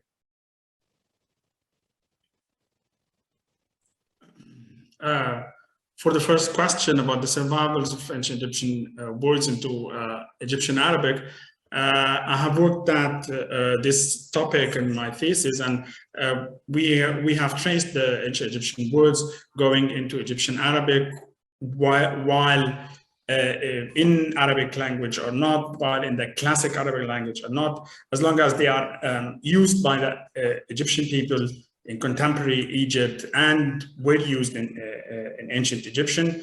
We have, I have worked on these words. I have qualitatively analyzed 55 words of such words and asked questions about the phonetics, about the semantics of the ancient Egyptian words, and how can we use the modern Egyptian use of the same words, the contemporary Egyptian use of the same words, to better understand the ancient Egyptian language. So in the thesis, for example, for the word, if we know the word shona, shinu in ancient Egypt, it's still used in Egypt as shona. It's not an Arabic word, it's an ancient Egyptian word, and it's still used. We all know as Egyptologists, Shonat Zibib, which is where the tombs of the early dynastic rulers are. So we know some words that, like khon, for example, we know some words that used in contemporary Egypt, maybe unwritten, because as I explained also in the thesis, that there's a difference between the written language in Egypt and the spoken language, day-to-day language. The diaglossa, as Bergson have termed that, in Egypt, that we have a language for writing, or the official language, and a language for day-to-day use. So in that language for day-to-day use, we have many words that comes from ancient Egypt, many actually terminologies, or maybe many items and expressions that we use in the Arabic words. We use the Arabic terminologies that for them, but the expression itself, or the cognition of the idiom itself, comes from ancient Egypt. I'm sorry, Thank the second question? Yeah. Was? The second one is the absence of the visual form, of the ancient Egyptian visual form in the verbal writing system, and this also applied for the cognates discovered in Hebrew or Akkadian, which use a completely different system of writing. So what do you think about that? Yeah, it's a very interesting topic. And again, as I see, since these words or items are transferred from ancient Egyptian to contemporary Egypt, it was transferred orally, so and through cognition. So it's not transferred through written texts. So again, the visual aspects of the written texts is not a major issue in that transfer. Of course, a lot of information is lost if you write an ancient Egyptian text alphabetically or only phonetically. But because of the main transmission between Egyptian, main communication between Egyptians is oral communication. So these meanings are not affected a lot. Thank you so much, Ahmed. Yeah, thank you so much. We have only a limited time. We have two questions. The first one is Gulherm. Can you please be concise, and the answer also should be concise. Thank you. Thank you very much. Can you hear me? Yes, we can hear you. Thank you. Thank you very much. First of all, thank you and congratulations to all for speakers. This session was really great. I had two questions, one for Sylvia and one for Angela. Starting with Sylvia, it's more a comment than a question, actually. Just to say that in the corpus I studied, the religious kings of the New Kingdom, the duat is systematically classified / determined. I'm struggling with the terminology here with the habitat sign as well. So it agrees with what we're showing for, you know, the books of the underworld, the sky, and the Book of the Dead in general. So I think that's interesting just to share. And for Angela, I would just thank you for your paper. I was thinking about this topic you addressed of the very neat separation between phonetic and semantic content that might be difficult to engage with in Egyptian texts. And I was wondering how do we resolve the issue when the supposed classifier or determinative is also a phono repeater, so it repeats the sound of the word, just like I was showing yesterday with B3. So how do we reconcile this phonetic and semantic when the supposed classifier is repeating the sound of the word, but giving perhaps more semantic information through a visual iconic aspect? I don't know if my question was clear, but I just wanted to ask you that. Thank you. Sure. I think we can't talk about repeaters. We can in classifier languages, but this is another dangerous insertion into Egyptian, that you can exactly repeat a phonetic element between a noun and a classifier in a classifier language, but when you represent something visually, you make choices. So I don't believe in repeaters in Egyptian. I think you choose the form and you can manipulate it in subtle ways. And if we're looking for repeaters, we'll make mistakes. So I'd say that I just tuck the notion out. It's a drastic solution, but yeah. Thank you. Thank you very much. Okay, so Silvana, can you please be concise, because the keynote speaker is waiting for us after. Yes, I have just a remark for the Ahmed Osman. I loved his presentation and the comparison between ancient Egyptian and Arabic. I had noticed the similarity between Shatima in Arabic and in ancient Egyptian Shatim. I have just a remark. You remark that it's not in Coptic. It's interesting, there is this loss of continuity, and you emphasize the oral transmission. The issue is that I think you should look at Afro-Asiatic roots, because Egyptian and Arabic are two Afro-Asiatic, are two languages belonging to the Afro-Asiatic language branch. So you have to look at other languages, just like Akkadian, Ugaritic, Hebrew, and Berber, Chadic, because maybe this root is actualized. It cannot be necessarily that it comes from Egyptian, ancient Egyptian. I don't think so, but maybe not. And so I think you have to look at the context of historical linguistics more deeply. And something else. Thank you, Silvana. Silvana, if you give your question, please, because we are running out of time and the keynote speaker is waiting. Yeah. Okay. Ahmed, do you have any quick response? Yeah, thank you very much for her comment. Of course, Silvana, for your comment. I've actually mentioned in the presentation I referenced Tokak's dictionary, etymological dictionary, which is actually partially completed, but he has. Fortunately, he has the interest for the two words Shetem and Shana, and he didn't find any references for those words in any other Afro-Asiatic languages. So that's why he said that these words are coming from ancient Egypt to the Egyptian Arabic. Thank you. Oh, nice. Very nice. I had another comment, but I don't have time.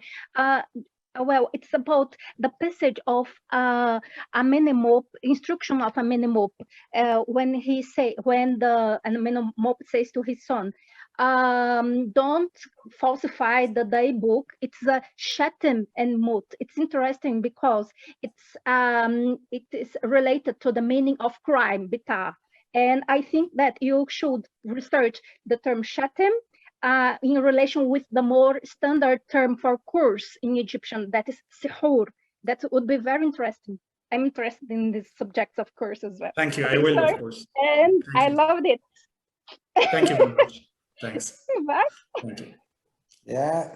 Thank you, everyone. Thank you, Silvana, for your notes. Thank you, Angela and Ahmed and Sylvia. And Edita. We were really actually enjoyed your papers, and we learned a lot. Thank you so much for this brilliant session. And I'm sure all the attendees, they share my feelings and enthusiasm about reading your papers published as well, and your ideas published. Thank you so much for that.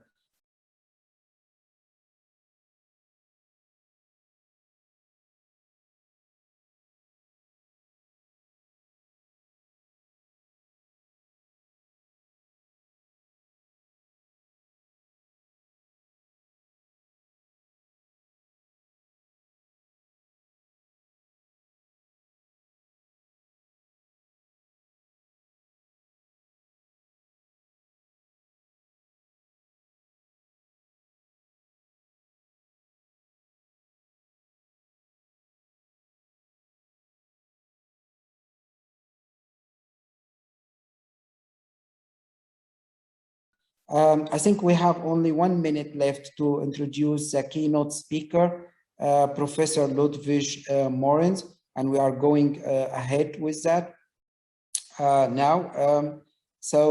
Professor Ludwig Morenz, his paper, Evaluation of Simplicity and Conceptuous Communication in Sinai around 1900 BC, looking at the old new hieroglyphic beauty of early alphabetic writing. To briefly Professor Ludwig, that we are actually honored to have him today speaking and closing the conference. So Ludwig Morenz is a professor of Egyptology at the University of Bonn, in archaeology of media, in intermediality, especially between pictures and writing and visual poetry, combined with archaeological work in Sarabit al-Khadim about the origin and the early development of alphabetic writing, turned into a rather time-consuming but fascinating topic of research. We are actually looking forward to his lecture, and the floor is yours. Thank you very much. I'm speaking kind of out of the dark because I still have this cold, and I think it's better for you not to see me struggling. Yes, really thank you very much for organizing this conference, which I partly missed due to this illness, but the last hours I was present, and I think it was really a good thing, or is, except for the last bit. Leaving our postmodern Babel behind, even the humanities gradually turn monoglot.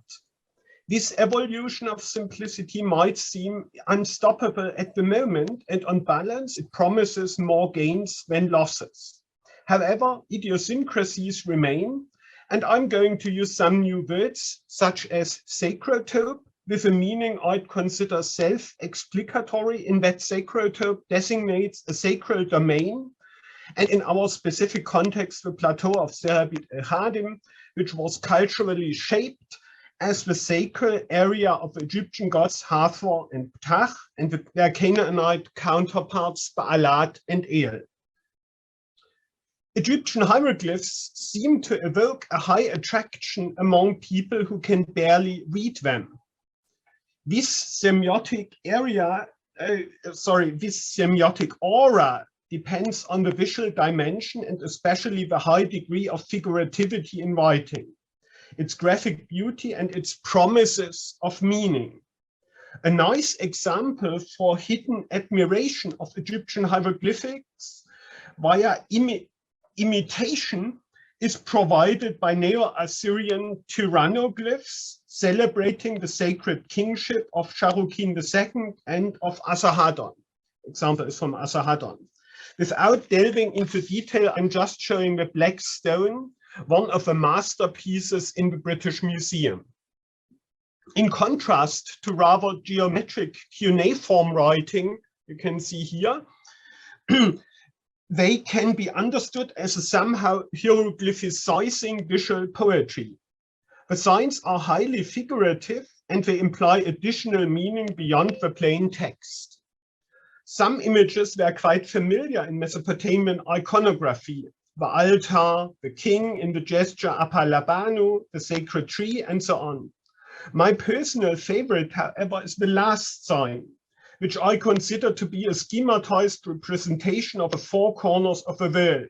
Akkadian form is Kibrat Erbeti. This distinct sign was specifically invented for the new writing, and it was created as a semiotic surplus by an anonymous Umiano of King Asarhaddon to enrich the glyphic repertoire by a distinctly new sign. This new hieroglyphic writing within the cuneiform and the alphabetic writing culture, we should bear in mind that in first millennium Assyria, Aramaic was used by side with traditional cuneiform, was restricted to writing the names, epithets, and titles of kings, and it was only used during 2 generations in the late 7th and early 6th century. It was created to adopt intrinsic beauty as well as sacral aura from Egyptian hieroglyphic writing and to open Pandora's box of meaning. In cross-cultural contact, the principles of Egyptian visual poetry were creatively adopted, while the visual form is entirely Assyrian. The Akkadian term for these tyrannoglyphs used in the Chronicle of Asarhaddon was lumassu, which we can analyze etymologically as twin hieroglyph, suggested more than 20 years ago by Erwin Finke, and probably relate to the Egyptian term tut. One wonders whether the intended audience recognized the Egyptian prototype of visual poetry. This is certainly not an evolution of simplicity, but just increased conspicuous communication within a sphere of speculative and esoteric knowledge. Assyriologists are left with the idea of a Neo-Assyrian proto-Kabbalah forcefully argued for by Simon Parpola 30 years ago.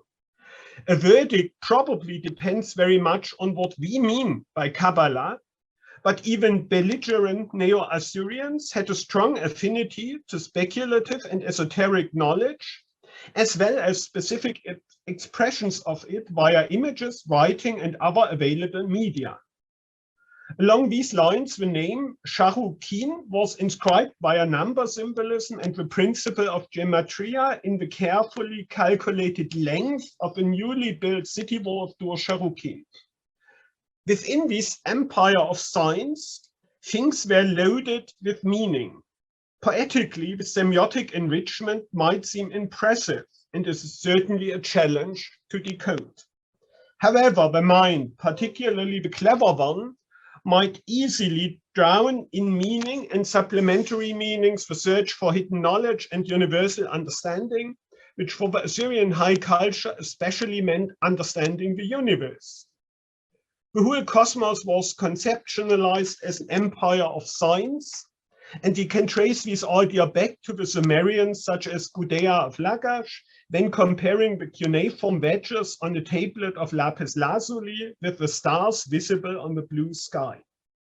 This seems to be the oldest known metaphor of nature as a readable text and a textualization of the universe. It might be more than just chance that this poetic figure turns up first in Mesopotamia and not in the Nile Valley.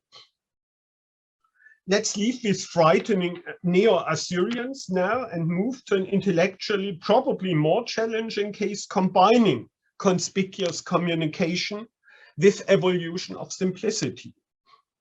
To do so, we move from the center of an empire to the socio-cultural periphery of southwestern Sinai.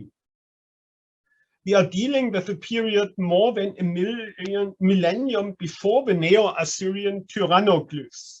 We don't look at a monarchical state, but to a society of Bedouins living in the mountainous desert who didn't use writing before meeting the Middle Kingdom Egyptians. Analyzing the origin of alphabetic writing in the perspective of an archaeology of media and mentality, I focus tonight on the fertility of cross-cultural contacts between Egyptians and Canaanites 4,000 years ago. Contrary to expectation, this new way of writing was originally not just a logocentric evolution of simplicity, but was combined with conspicuous communication within the sphere of visual culture. Accordingly, we can detect various cultural elements characteristic for its place of origin. The mining area of Serabit el-Khadim around 1900. Taking a global perspective, this beautiful landscape was the stage for remarkable innovation in cultural history, which we still benefit from today. The genesis of alphabetic writing in the early second millennium can be considered the most significant media development of the Near Eastern Middle Bronze Age. It eventually brought socio-cultural benefits highly relevant even today in our modern world. East and West, North and South. This connection is shown here in a highly simplified graph concentrated on the Semitic letter Aleph, Greek alpha. What turned incredibly successful over a period of 4,000 years and used today in all continents of the world might, however, have started simply as a distinctly provincial simplification of a complex Egyptian phonosemantic hieroglyphic writing system. Within a global perspective, this product of an evolution of simplicity, Occam's razor in social practice, turned out to be highly attractive for various users with very different cultural backgrounds. The detachment from its original socio-cultural context in southwestern Sinai eventually turned alphabetic writing into more of a technical tool and medium for simply encoding language phonetically. But here I'm going to focus on its original socio-cultural context and thus the combination of an evolution of simplicity with conspicuous communication.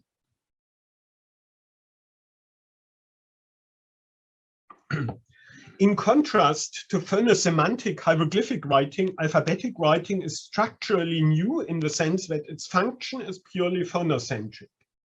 It is based on the simple graphonetic equation, one sign represents one sound, nothing more, nothing less. This new type of writing was developed by Canaanites in southwestern Sinai around 1900, and more precisely the sacrotype of the Egyptian goddess Hathor.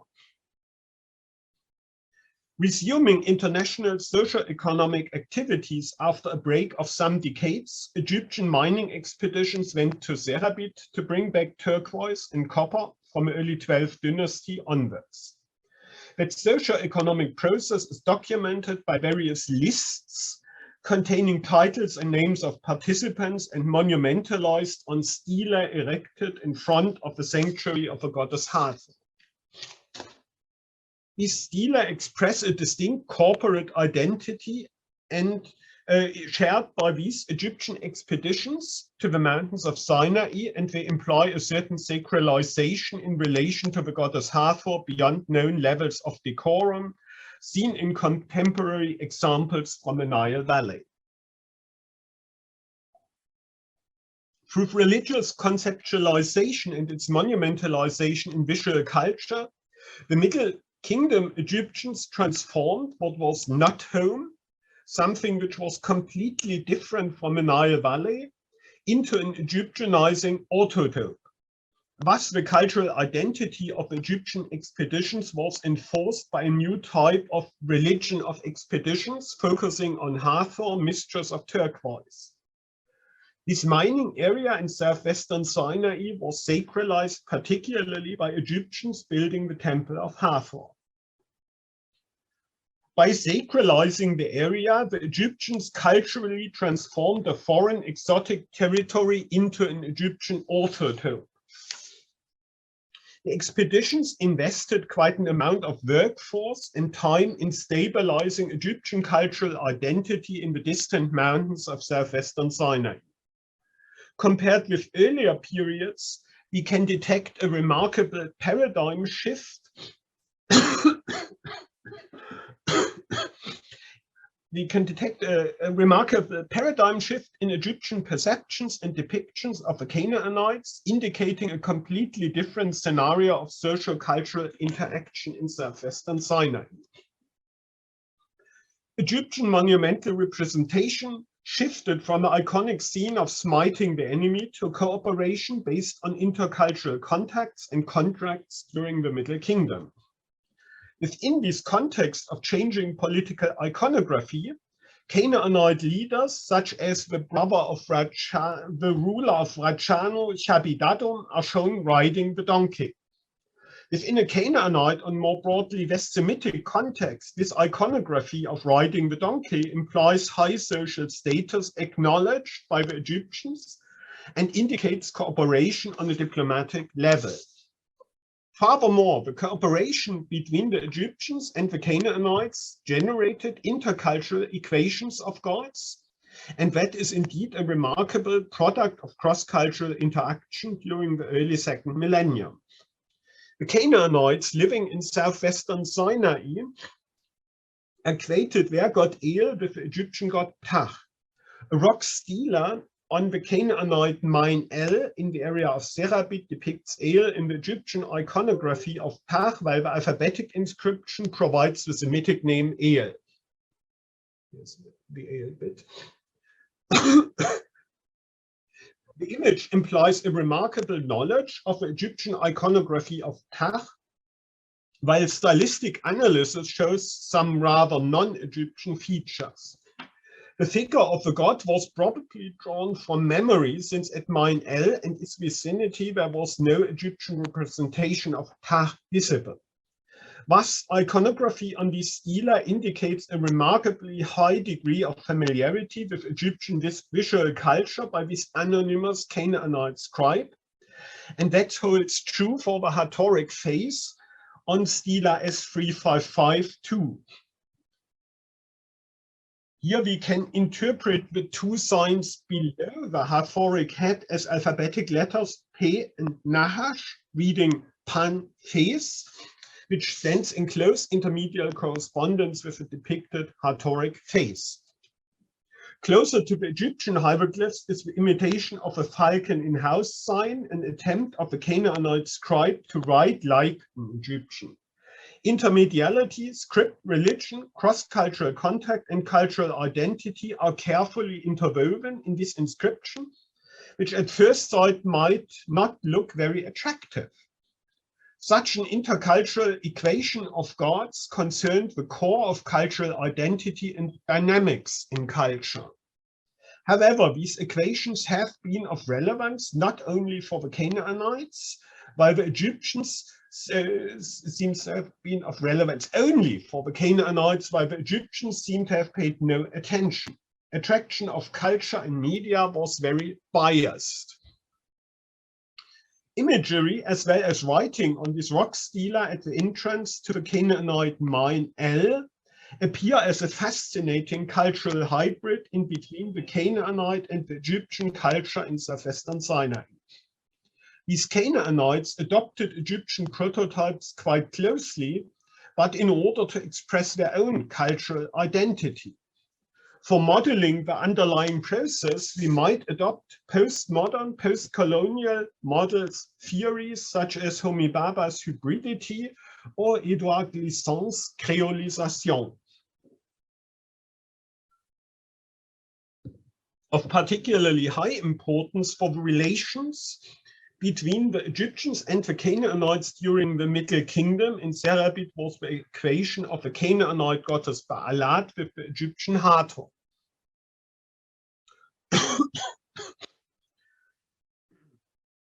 Was the bilingual Sphinx from the Temple of Hathor mentions in Egyptian hieroglyphs Hathor, mistress of turquoise. But if you look a bit more closely, you may see that these hieroglyphs are probably not written by an Egyptian, but ethnicity of scribes is always hard to detect, while the Canaanite alphabetic inscriptions refer to Baalat. We can assume the Egyptian universe of media and especially its visual culture, hieroglyphic writing as well as images, to have been highly attractive for the Middle Bronze Age Canaanites who lacked such sophisticated graphic tools of high culture. That attraction of Egyptian media technology as well as the Egypto-Canaanite process of equating gods, and especially the combination of both, triggered the genesis of alphabetic writing in southwestern Sinai around 1900. Based on less than 30 letters, alphabetic writing is an enormous simplification of Egyptian hieroglyphic writing. This functional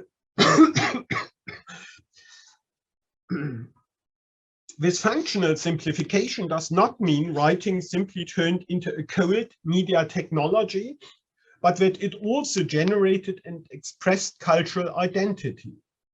The origin of alphabetic writing in the Hathoric sacrotope of Serabit el-Khadim left its distinct cultural impression in the letter Aleph, a cow head which implies a reference to the Egypto-Canaanite goddess Hathor Baalat, who was shown in various reliefs in the typical Egyptian iconography with the horns of a cow. Was the first letter of Canaanite alphabetic writing in its original cultural context, shows a strong sacral imprint with a distinct reference to the Egypto-Canaanite Hathor Baalat. The figurativity of some signs, and especially the Aleph, mattered for the Canaanite inventors and early users of alphabetic writing in the Serabit area around 1900. An early alphabetic dichotomy of purely phonographic usage of letters versus figurative encoding of meaning might seem counterintuitive, but it clearly demonstrates the origin of alphabetic writing not to have been just an economic simplification. By contextualization, we can detect two different trends: economic simplification as well as semiotic encoding of meaning. And indeed, not an administrative, but a distinctly sacred and commemorative usage of early alphabetic writing. The scribe's interest in expressing cultural meaning had an impact on the layout of these early alphabetic inscriptions. This led to the earliest Carmina figurata, a textual format we neither know from Egyptian hieroglyphs nor Mesopotamian cuneiform, at least not stricto sensu. For instance, the layout of rock inscription S358 inside Mine L is formatted into the shape of a cow's head, which is thus reminiscent of the letter Aleph, as well as the Egypto-Canaanite goddess Hathor Baalat. Among the early alphabetic inscriptions, we find further examples of this sacrographic poetics generating supplementary meaning to the plain text. In terms of historical sociology, we can describe these early Canaanite scribes using alphabetic writing more as priests or poets than as merchants, but these terms are deliberate oversimplification. Famous Idealtypen, as Max Weber used to call them. These Carmina figurata are intellectual products of graphic poetry, and they seem to have a distinct affinity to alphabetic writing, probably because the figurative as well as the iconic potential of signs is somehow far too prominent in the hieroglyphic scripts to allow this other type of figurativity concentrating on the layout. In the original context of Serabit el-Khadim, some of these early alphabetic letters incorporate and express various facets of cultural identity. This figurative motivation works not only for the Aleph and its reference to Hathor Ba'alak, but among others for the letter Resh too. Acrophonically derived from a common West Semitic word Resh, the consonant R, plus probably an indistinct vowel, is represented by the image of a human head. Nothing special about a head, one might think, but a new epigraphic recording show it is rewarding to look at the hairstyle. Some of the early Resh signs from the old Canaanite inscriptions in Serabit show a mushroom-shaped head, in fact all of them. The Egyptian depiction of a Canaanite man from Megara also shows a mushroom-shaped head. Furthermore, he holds an arm stick in his hand. Taken not just as an object, but as a hieroglyph, he is thus characterized as an arm Asiatic. In Middle Bronze Age iconography, the mushroom-shaped head is an iconographic marker of Canaanite elite, which we know from various pictorial representations, including monumental statues from Tel Edaba in the eastern delta of the Nile. This conspicuous hairstyle indicates elite status in Middle Bronze Levantine context. So the mushroom-shaped head in the sign of the letter Resh expresses Levantine elite iconography of the Middle Bronze Age with people like Shabidadum mentioned earlier. So far, I've spoken more generally about Canaanites in the area of Middle Kingdom Serabit, but it seems worthwhile to distinguish between Levantines coming from afar to cooperate with the Egyptians, such as Shabidadum, the donkey rider, and his people on the one hand, and local Bedouins on the other hand. The following discussion is an attempt at media archaeological rediscovery of the local Canaanite He tribe of the early second millennium. In recovering this lost tribe, we can use Egyptian as well as Canaanite sources from the 19th century. Egyptian material consists of pictorial as well as written material, and it allows us to distinguish between local Sinaitic Canaanites versus Levantine Canaanites in Middle Kingdom Serabit. Thus, the lower part of the Egyptian Middle Kingdom stela S87 from the Temple of Hathor shows a row of Canaanites iconographically differentiated by dress and hairstyle. The last man bears the title brother of the ruler of Rachano, as we know it already from Shabidadum. As with the forms of the Resh sign, he is characterized by his mushroom-shaped head. Each of the three men standing before him is called Heriper plus Simogram, standing men with raised arms. Here, as well as in various other inscriptions from Serabit, this title refers to the local Bedouins. Hence, this stela shows local Canaanites and a Levantine side by side. The Egyptian hieroglyph, men with raised arms, is used in this inscription as a semogram to designate the local Serabitian tribe, the Highlanders. More specific information is provided by the stela S114 from the time of King Amenemhat III. This hieroglyphic inscription mentions two Heriper plus semogram, and the lower part provides additional information. That microtext is formatted in imitation of an administrative list.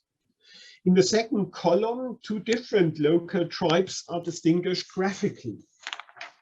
The specific meaning of the distinction between the two forms, standing men with raised arms versus kneeling men, is hard to pin down.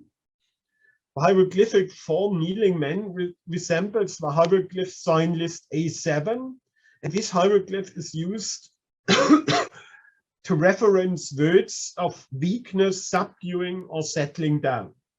Thus, we can either think of a designation as weak ones, subdued ones, or the ones settled down in the sense of locals from its context and its use in parallel to the highlanders. I'd opt for locals living in the lower areas of southwestern Sinai, but that remains speculative.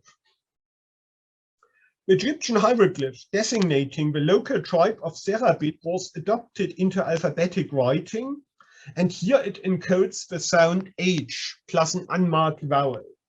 Within the set of alphabetic letters, the He is the single sign depicting a full human figure.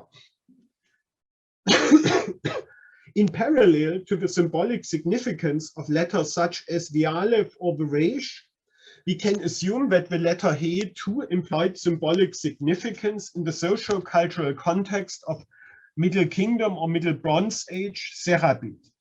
It seems to indicate a reference to the Canaanite local tribe in southwestern Sinai around 1900.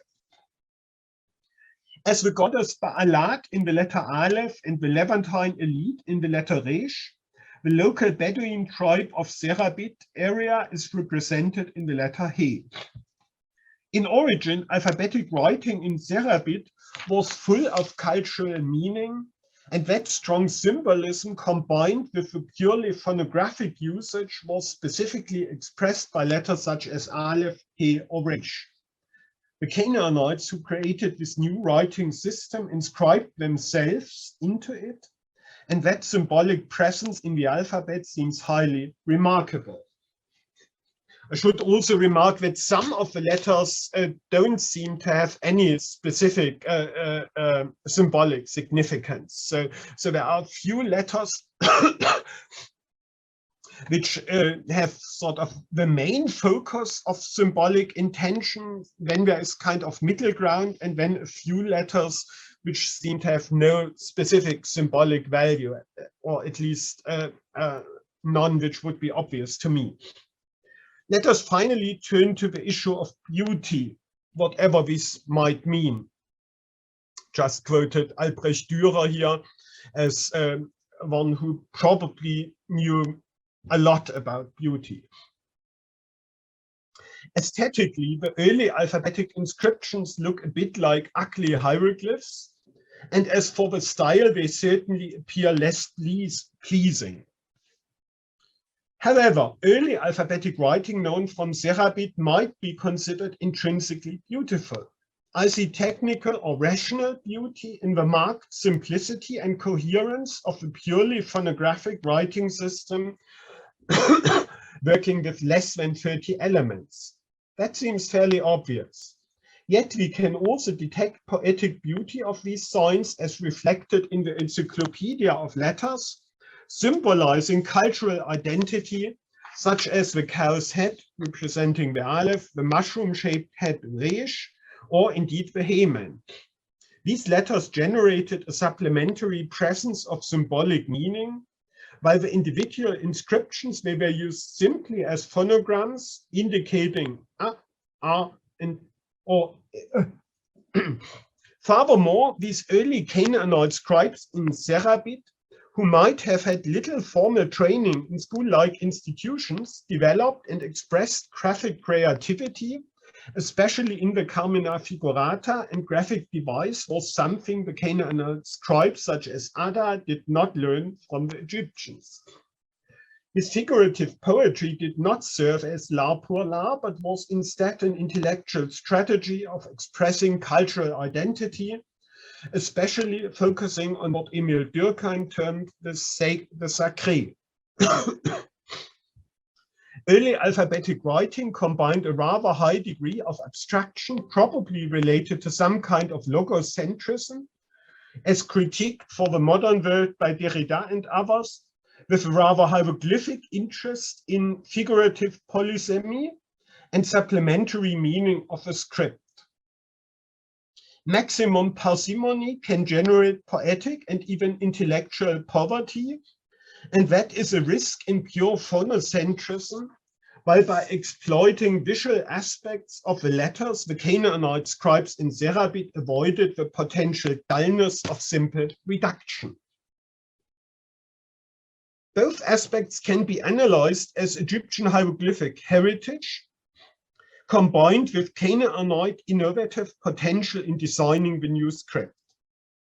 The early Canaanite scribes in Serabit combined the evolution of simplicity, phonocentric alphabetic writing, with poetic creativity, generating supplementary meaning. They used Occam's razor, avoiding the pitfalls of maximum parsimony. When alphabetic writing was adopted into the Levantine city-states from around 1500 onwards, aspects of figurative polysemy and supplementary meaning were drastically reduced. This process can be seen as a de-hieroglyphization of alphabetic writing. De-hieroglyphization happened by reducing the figurative potential of the alphabetic letters in the evolution of simplicity, following the principle of maximum parsimony. However, the late Bronze Age Levantine scribes were probably not even aware of reducing the figurative potential and supplementary meaning of the alphabetic script. It might have been an unconscious use of Occam's razor, resulting basically from a changing socio-cultural background of alphabetic writing. Thank you very much. You suffered enough. Thank you so much, Ludwig. This was fascinating. I always so much looking forward to hear about your work at Serabit el-Kadim, and thank you for concluding this conference with this lecture. I'm sure there will be questions, so I would like to open the floor. I see Scott already raised his hand. Please. Okay, thank you for that. That was fascinating. Just a point of clarification. I'm wondering if you're identifying the olive sign as representing Hathor in some way at Serabit, because I think most Semitists would suggest that that letter form and the sound of it come from the Pan-Semitic Alpu, Akkadian, Alpu, Canaanite, Aleph Hebrew, meaning bovine or ox. And so I'm just wondering the connection you're making between Hathor, is that simply because of the iconography at Serabit, or is there something more? Is it actually used for Hathor? So forgive me if I missed that. No, I think that's quite an interesting point, because I think I would argue that the Canaanites, to use this neutral term, they're on the one hand inspired by Egyptian kind of prototypes, but they wanted to make something new of it and wanted to make something of their own. So I would certainly agree that it was the Alpu. However, it was spelled at the time, and we have all these differences. If we look at the various kind of languages, should we use a Ugaritic model or whatever? I'm not sure about it. But yes, something which sounded a bit like Aleph, Alpum, or something like that. But I think the obvious point for the Canaanites was that in a way it looked like the Egyptian Hathor, and it was basically this equation which triggered the usage of these signs. So in a way they followed the Egyptian model, but and here these kind of theories of decolonization and agency and so on may come in, that they attached an additional meaning to it. And this, on the other hand, might also explain why for the Egyptians it was, why the Egyptians probably considered it somehow irrelevant. Does this answer the question? Yes, thank you. Just more of a question is remarkable. I really love the idea of evolution of simplicity.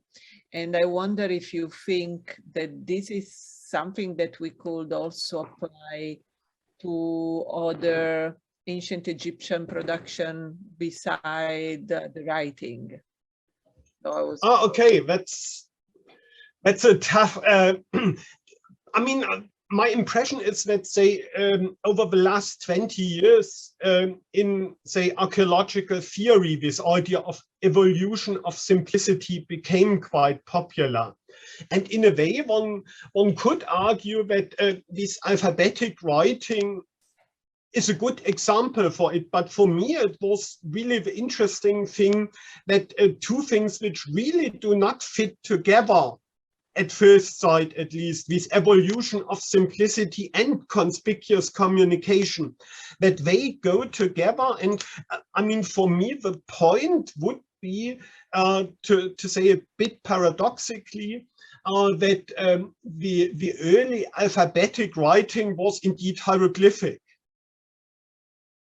which in a way depends very much on our understanding what a hieroglyph is.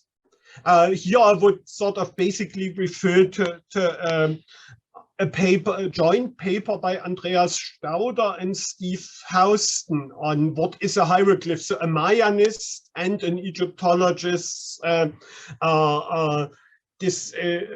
putting their kind of perspectives together to define what it is. But I mean, for me, the idea of alphabetic writing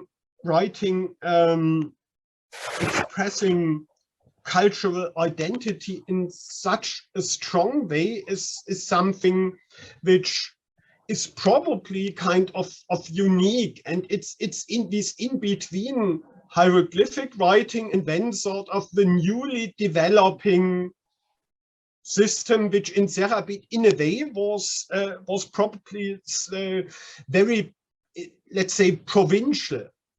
It was sort of, I mean, the not nice way would be to describe it as cheap hieroglyphs. Mm.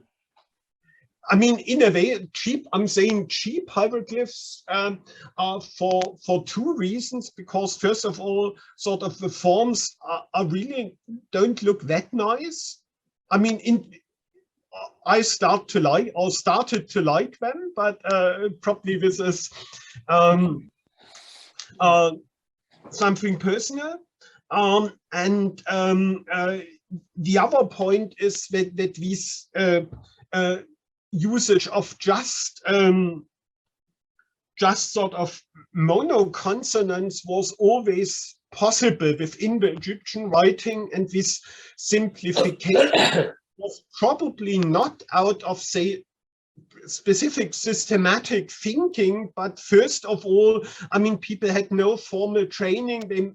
They had somehow to manage writing. And so in a way, this is the easiest thing to boil it down to the core you need.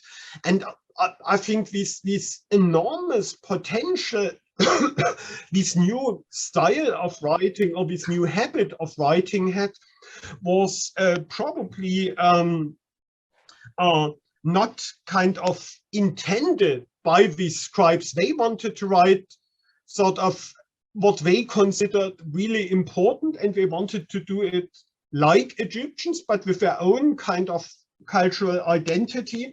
But the potential really developed when this local system was adopted to the Levantine coast with a different socio-economic setting, particularly sort of in the say late Bronze Age Levantine cities. I mean, one of my favorite places for that is Lachish, and where sort of more recently some of the some new, or no, not some, one new alphabetic inscription was found by the Austrian colleagues, and that dates to, say, sort of second half of 16th century, I think.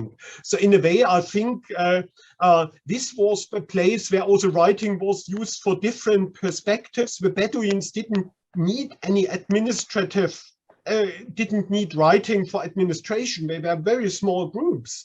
But in the Levantine city-states, it was much more also writing was also used for administrative purpose and so on. So changing cultural and particularly socio-economic environment had this strong impact on the hieroglyphic alphabetic, to say it this way. Sorry, that was a bit too long. This was great. Yeah, really. Any other questions, Vic? Thank you so much. Great. And before giving the word to Stefan to conclude this, I think, successful conference, I still like to say a few words and thank the conference organizers, not only Stefan and Hany, especially the student teams who have been working hard to make this conference happen. So definitely big thank to Maysa, Kassem, Walid, Elsayed, and who are based. But also I really want to thank my own students, the UC Berkeley team, namely Rachel, Barnas, Beatrice, the Faveri, and Jason Silvestri, who have also helped a lot in recording the conference. So we're really happy that we can share the conference later on YouTube, on the YouTube channel of the Northern California chapter of the American Research Center in Egypt. We will send you links when the all editing has been completed. And indeed, Rachel, Beatrice, Jason, they all work on language, in particular Rachel and Beatrice on magical text. Jason Silvestri especially works also on a comparative approach to the ancient Egyptian language with Amazigh, Berber, and Egyptian interactions in Ramessid and Third Intermediate period in Egypt. So they were very involved in the themes of this conference. And this conference was inspired also by the Middle Egyptian and hieratic courses that I teach at UC Berkeley, in particular by the discussions we had in class with Beatrice, Rachel, Jason, and with Hany and Angela McDonald, who were guest speakers in our seminars. We've been approaching the language according indeed to its visuality, and so not just looking at the grammar and translation. And I think everyone here will agree saying that for a more engaging pedagogy in our effort to teach ancient Egyptian to students, looking at the visuality of the hieroglyphic writing, and especially opening up the ancient Egyptian text to a comparative analysis with other writings and literatures is highly effective. And I think this conference has provided to be very inspiring in this sense too. So thank you everyone, and Stefan, please, it's yours to conclude the conference.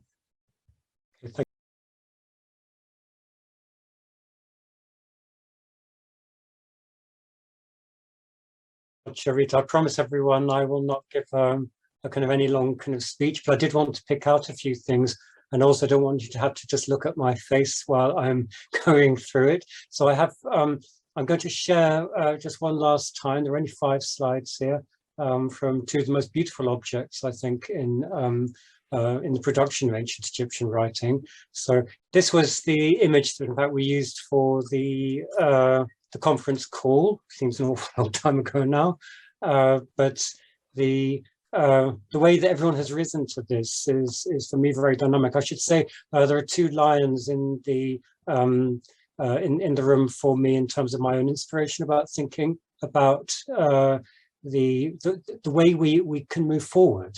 That's what the image, I think, is about, but that would be the subject of another conference. The one is Dimitri Makes, whose extraordinary work in the 70s on the Lexicographique really tried to bring in new resources, and even after that was not continued institutionally within France.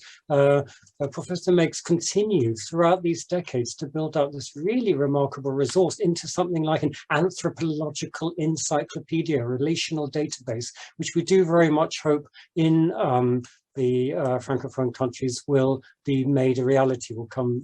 I think that would bring us together in ways that we research in the way that many of us have been talking about, to be able to look at the evidence and think with it, to be able to categorize, but also to look at context and to be able to move forward. If we think back to the time of Adolf Ehrman, I mean, remember Schenkel's description of decipherment, it was a long process, decades long, and we're not quite there yet.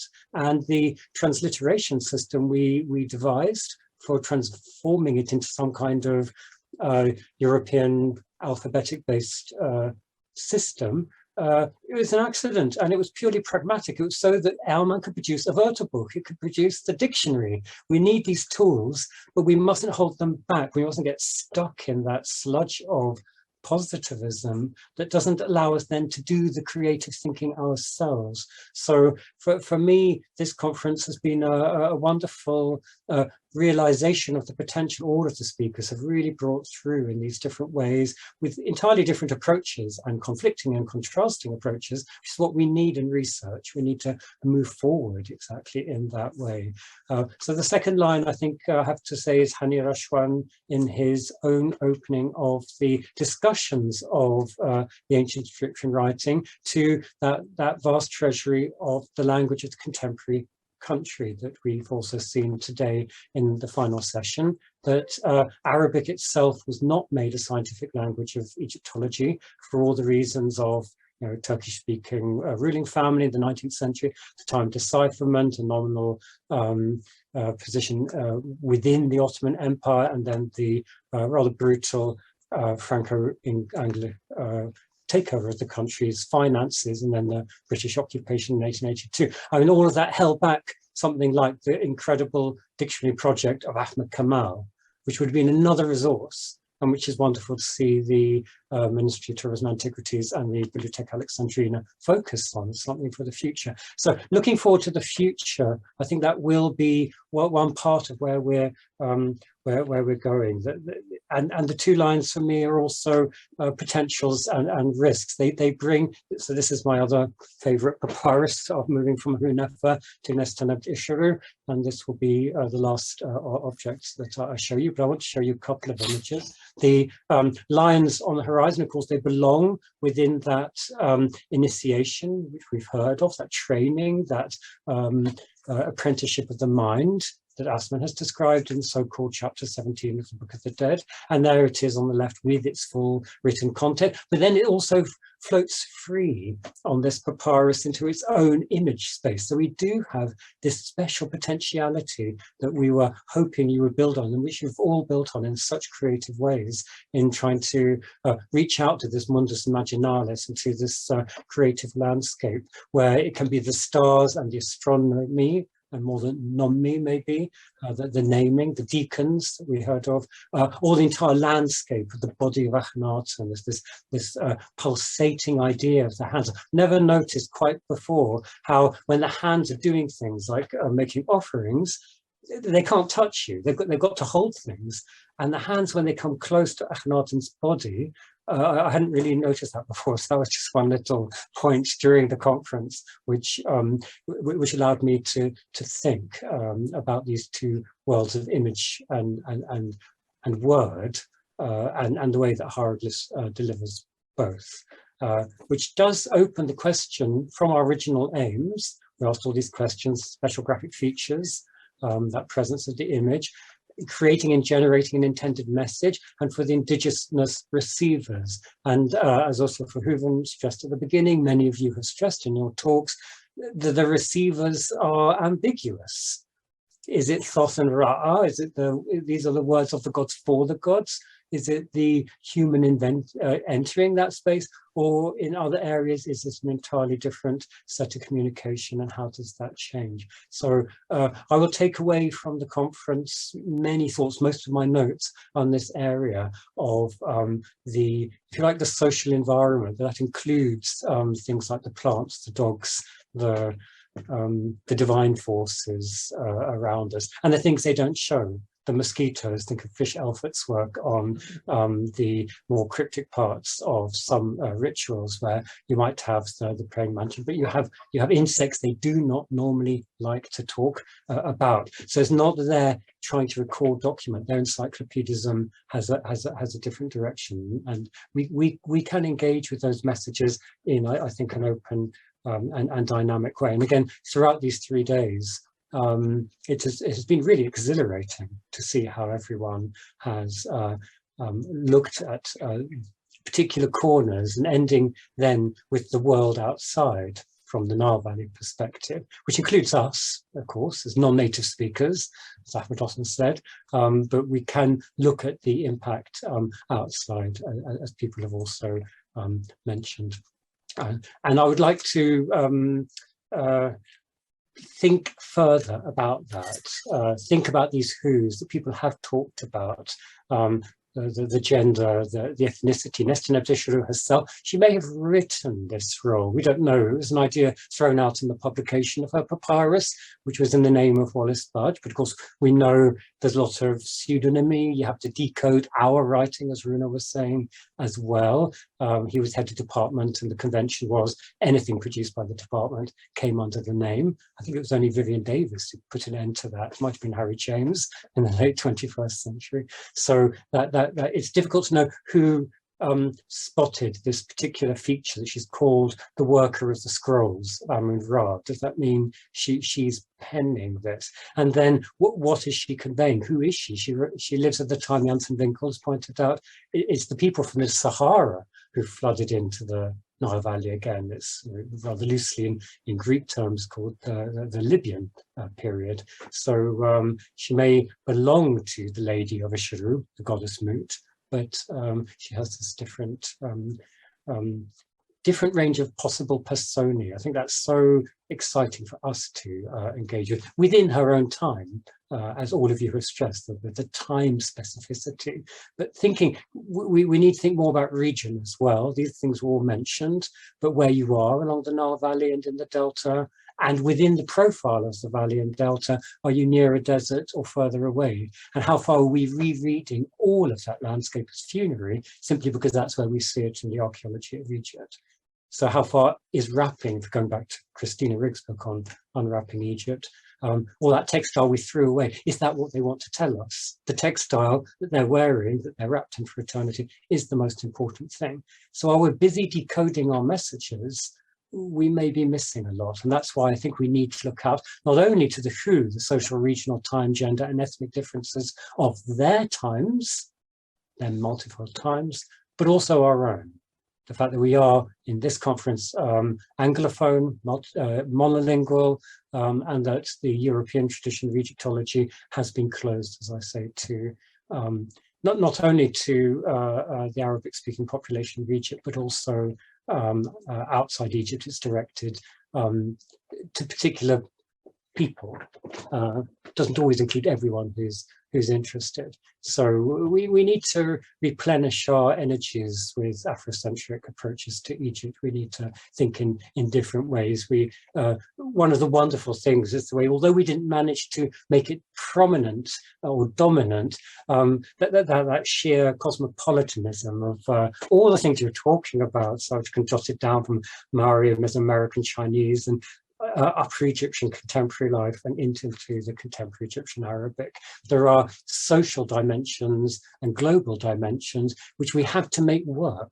We have to make the next step useful in particular ways, not only for our research. So I'd like to say thank you one final time. I wanted to keep this shorter than I have. Just first of all to all of our contributing speakers. I can't begin to say how much I've learned from these 3 days. Thank you to Rita and Hany for the enormous pleasure of helping me to be included in preparing for this conference, but it's only fair to say that they have done really the lion's share of the work. And thank you to their teams, as Rita said, we would not be here without them. And thank you to you, the audience, for following us and for the rich questions you've given us. and finally to Champollion, to Ludwig Moyens, and to Ursula Verhoeven, who started us on what seems quite a long journey now, but she started us on that journey a couple of days. And maybe next time we'll be at the Mediterranean, or maybe further up the Nile in Egypt.